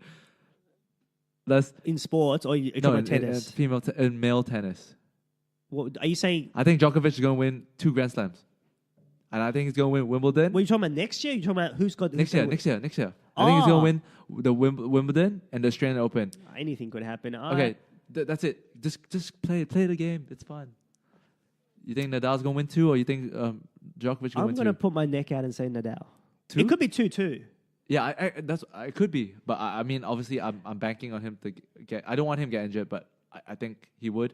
So I think he'll win one. I think he'll win Roland Garros, He- and some random I'll might tell win you something. another. He lost a heartbreaker at the 12. Do you remember the 12 Australian Open? No, So that was the match when it went almost 6 hours. 5 hours, 53 is it against minutes. Djokovic? Djokovic and Nadal. Oh yeah, Yes. okay. Do you I remember remember that was a famous game. Yep. That Yeah, was you could see Nadal was so defeated. 7 losses on He the cried. trot. He cried. Okay, 7 losses on the trot against Djokovic. Yeah. That was the 7th.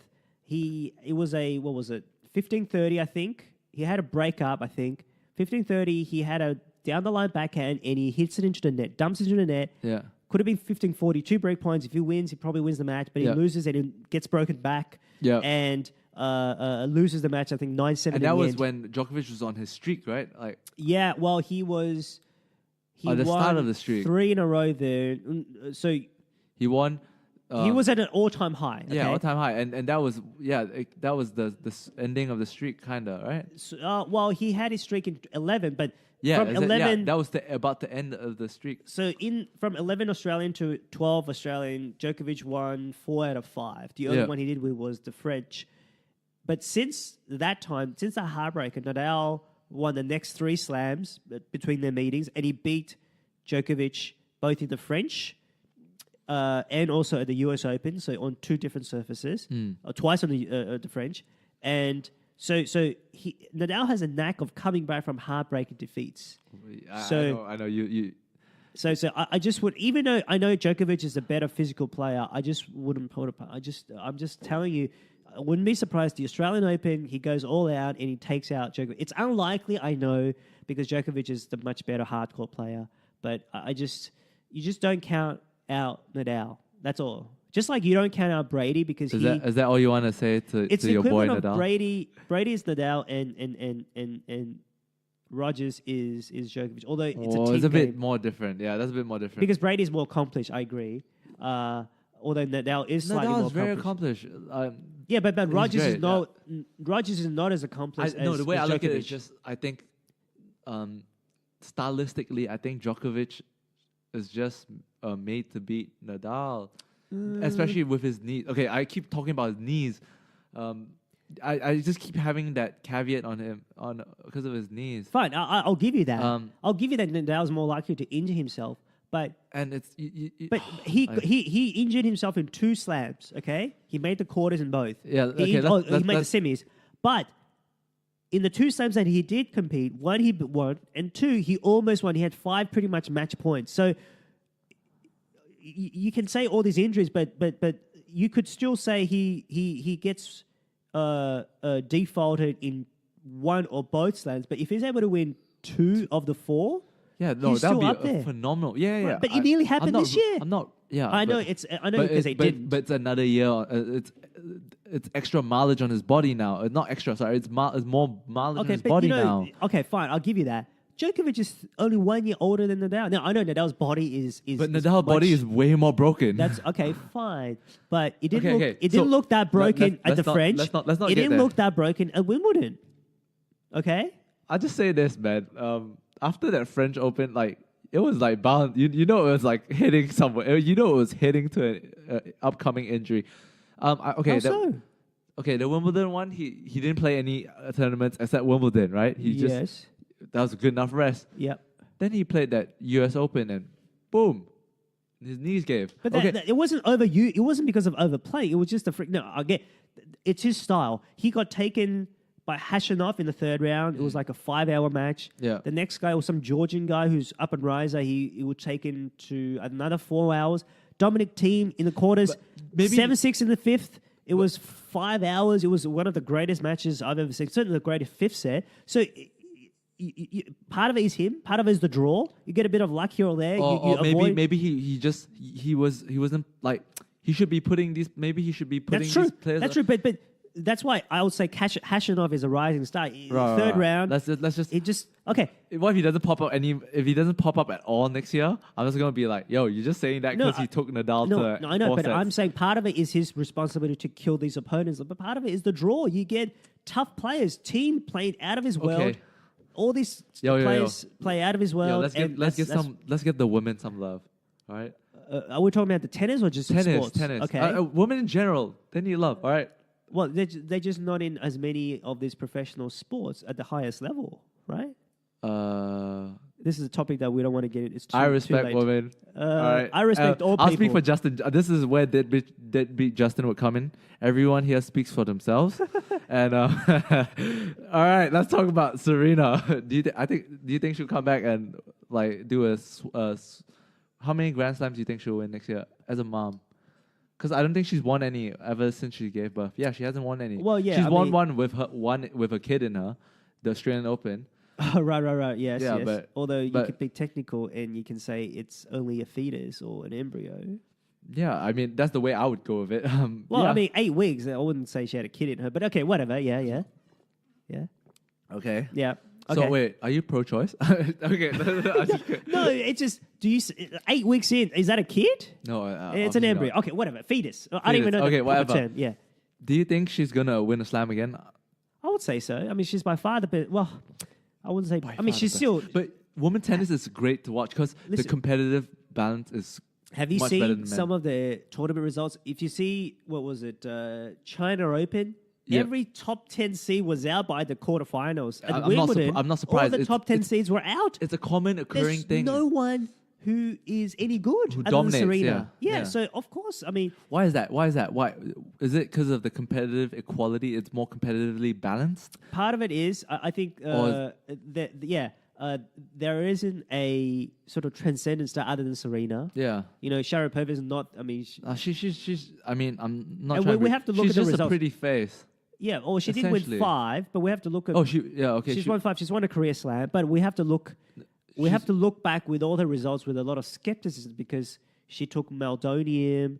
She got busted for meldonium. Meldonium, which means I think what gave her a lot of stamina. Yeah, basically more blood circulation. Yeah, something like that. So we have to, even though she was within the rules, but it can be sort of in the grey area. Every fucking thing. Well, so you look at her now; she's nowhere close. Right, every time she wins a round, everyone starts talking because of the hype around her, because of her celebrity. So who else is there? Enna retired. Enna was sort of the Serena's rival. I'll tell you. Remember Wozniacki? Yeah. Rory McIlroy destroyed her career. Ever since they broke up. Whoa, hold on. I understand why you say that McIlroy's had a much better career than Wozniacki. But Wozniacki won a slam this year. Did she? Yeah. Wozniacki won the Australian Open. And Wozniacki won the Beijing Open, which is a big one. So she won a season-ending tournament last year. So she's had a bit of a renaissance. In fact, if anything, I know McIlroy is a much better historical player. Caroline Wozniacki won her first Grand Slam. That's right. Yeah, that's right. So this year, at the very least, Wozniacki's had a better season than McIlroy. McIlroy hasn't won a slam. There you go. 1-0 for the women this year. Suck it, Rory. So Rory hasn't won since 14, I want to say. He's won won what? 4. You mean you won what? Major. A major, yeah. Now, look, no one's arguing that McIlroy isn't a better historical player, but Wozniacki the last 2 years, I would say, has done more in her field than McIlroy has in his field. And McIlroy's done pretty well, but he hasn't come close to a major. He hasn't won even a world golf. Maybe he's won one, but Wozniacki has won 2 sort of Masters level tournaments and 1 slam. So she's done pretty well, and she's the second best player by ranking. But this is about to hit 3 hours. Okay, so after showing that woman love, let's play a little prediction game. Who's gonna win? Tiger Woods against Phil. Well, yeah, I think Tiger by far because Phil's But if you look at so just to finalize, if you look at the women's Grand Slam winners when Serena's not in, it's a bunch of different names. Nobody, but different names. They get a token. Like, I mean, everyone gets that chance to pounce on that. Clear number 2. If you look at their when she was injured she had a black clot in 11. She was greatest tennis player, irrespective of gender. Serena Williams. I'm not even sure she's the greatest female tennis player, but that's if you want to have that conversation for the time. Do you think it's the other? I don't know her name. If you say it, I might know it. Martina? No, you say Martina Hingis. Navratilova. Oh, Navratilova. Yeah. That's the argument. That's the two comparison. Know. I have to look further, but you just don't go by numbers. Yeah, true. Because you have to Martina see the field. The field. Well, yeah, because Serena has no one to. No clear competitor. It's not her fault, but it is true that when she's out, but you have so many different players winning. No, there's no clear number 2. But you could argue she might be just head shoulders above everyone. No, but that's my. So if you listen, sorry. No, my point was when she's not in the field, when she was out for an extended period during her pregnancy, when she was injured with a blood clot, I want to say was it 11 or 12. You look at who's there. Yeah, 4 different players. You know, so that means the field was weak, right? Because if you're telling me that she's always she's always dominating her peers, like number 2 or number 3, then that number 2 would rise to number 1 when Serena's away, right? Yeah. But yet, when Serena's away, it's different players rising. So there's not clear number 2. Understood. And 2, if you look at Martina, she had a rival, Chris Everett. Okay. They both won 18. Oh, okay. Jeez. Right. Now, Serena's won 23. Fine. But but sometimes if let's say, because these 2 are 2 of the greatest, Everett and Martina, if one or the other were, say, born 10 years earlier or later, it could be a very different story. Yeah. So out of the 36, both one could have won maybe 30. Okay. You know? Yeah. This is an argument for another day. That's right. This brings up the topic. For you to be great, do you need a nemesis, or do you need a rival? Do you need someone close in your field to show you how great you actually are? Because it seems like we're trying to take away from what Serena has done. I'm not taking anything away. I'm just saying. But you're just posing a question. No, because people want to just use numbers as 23. Yeah, no, but you're essentially posing a question. Has Serena really needed to compete with anyone? No, I don't agree. I don't necessarily say you need a rival, but if you just look at take my example. Yeah. So if one of the other wasn't around, those 18, there's 36 available, right? Now, you don't win every one of them that the rival won. Yeah. But out of the 36, let's say you win 30.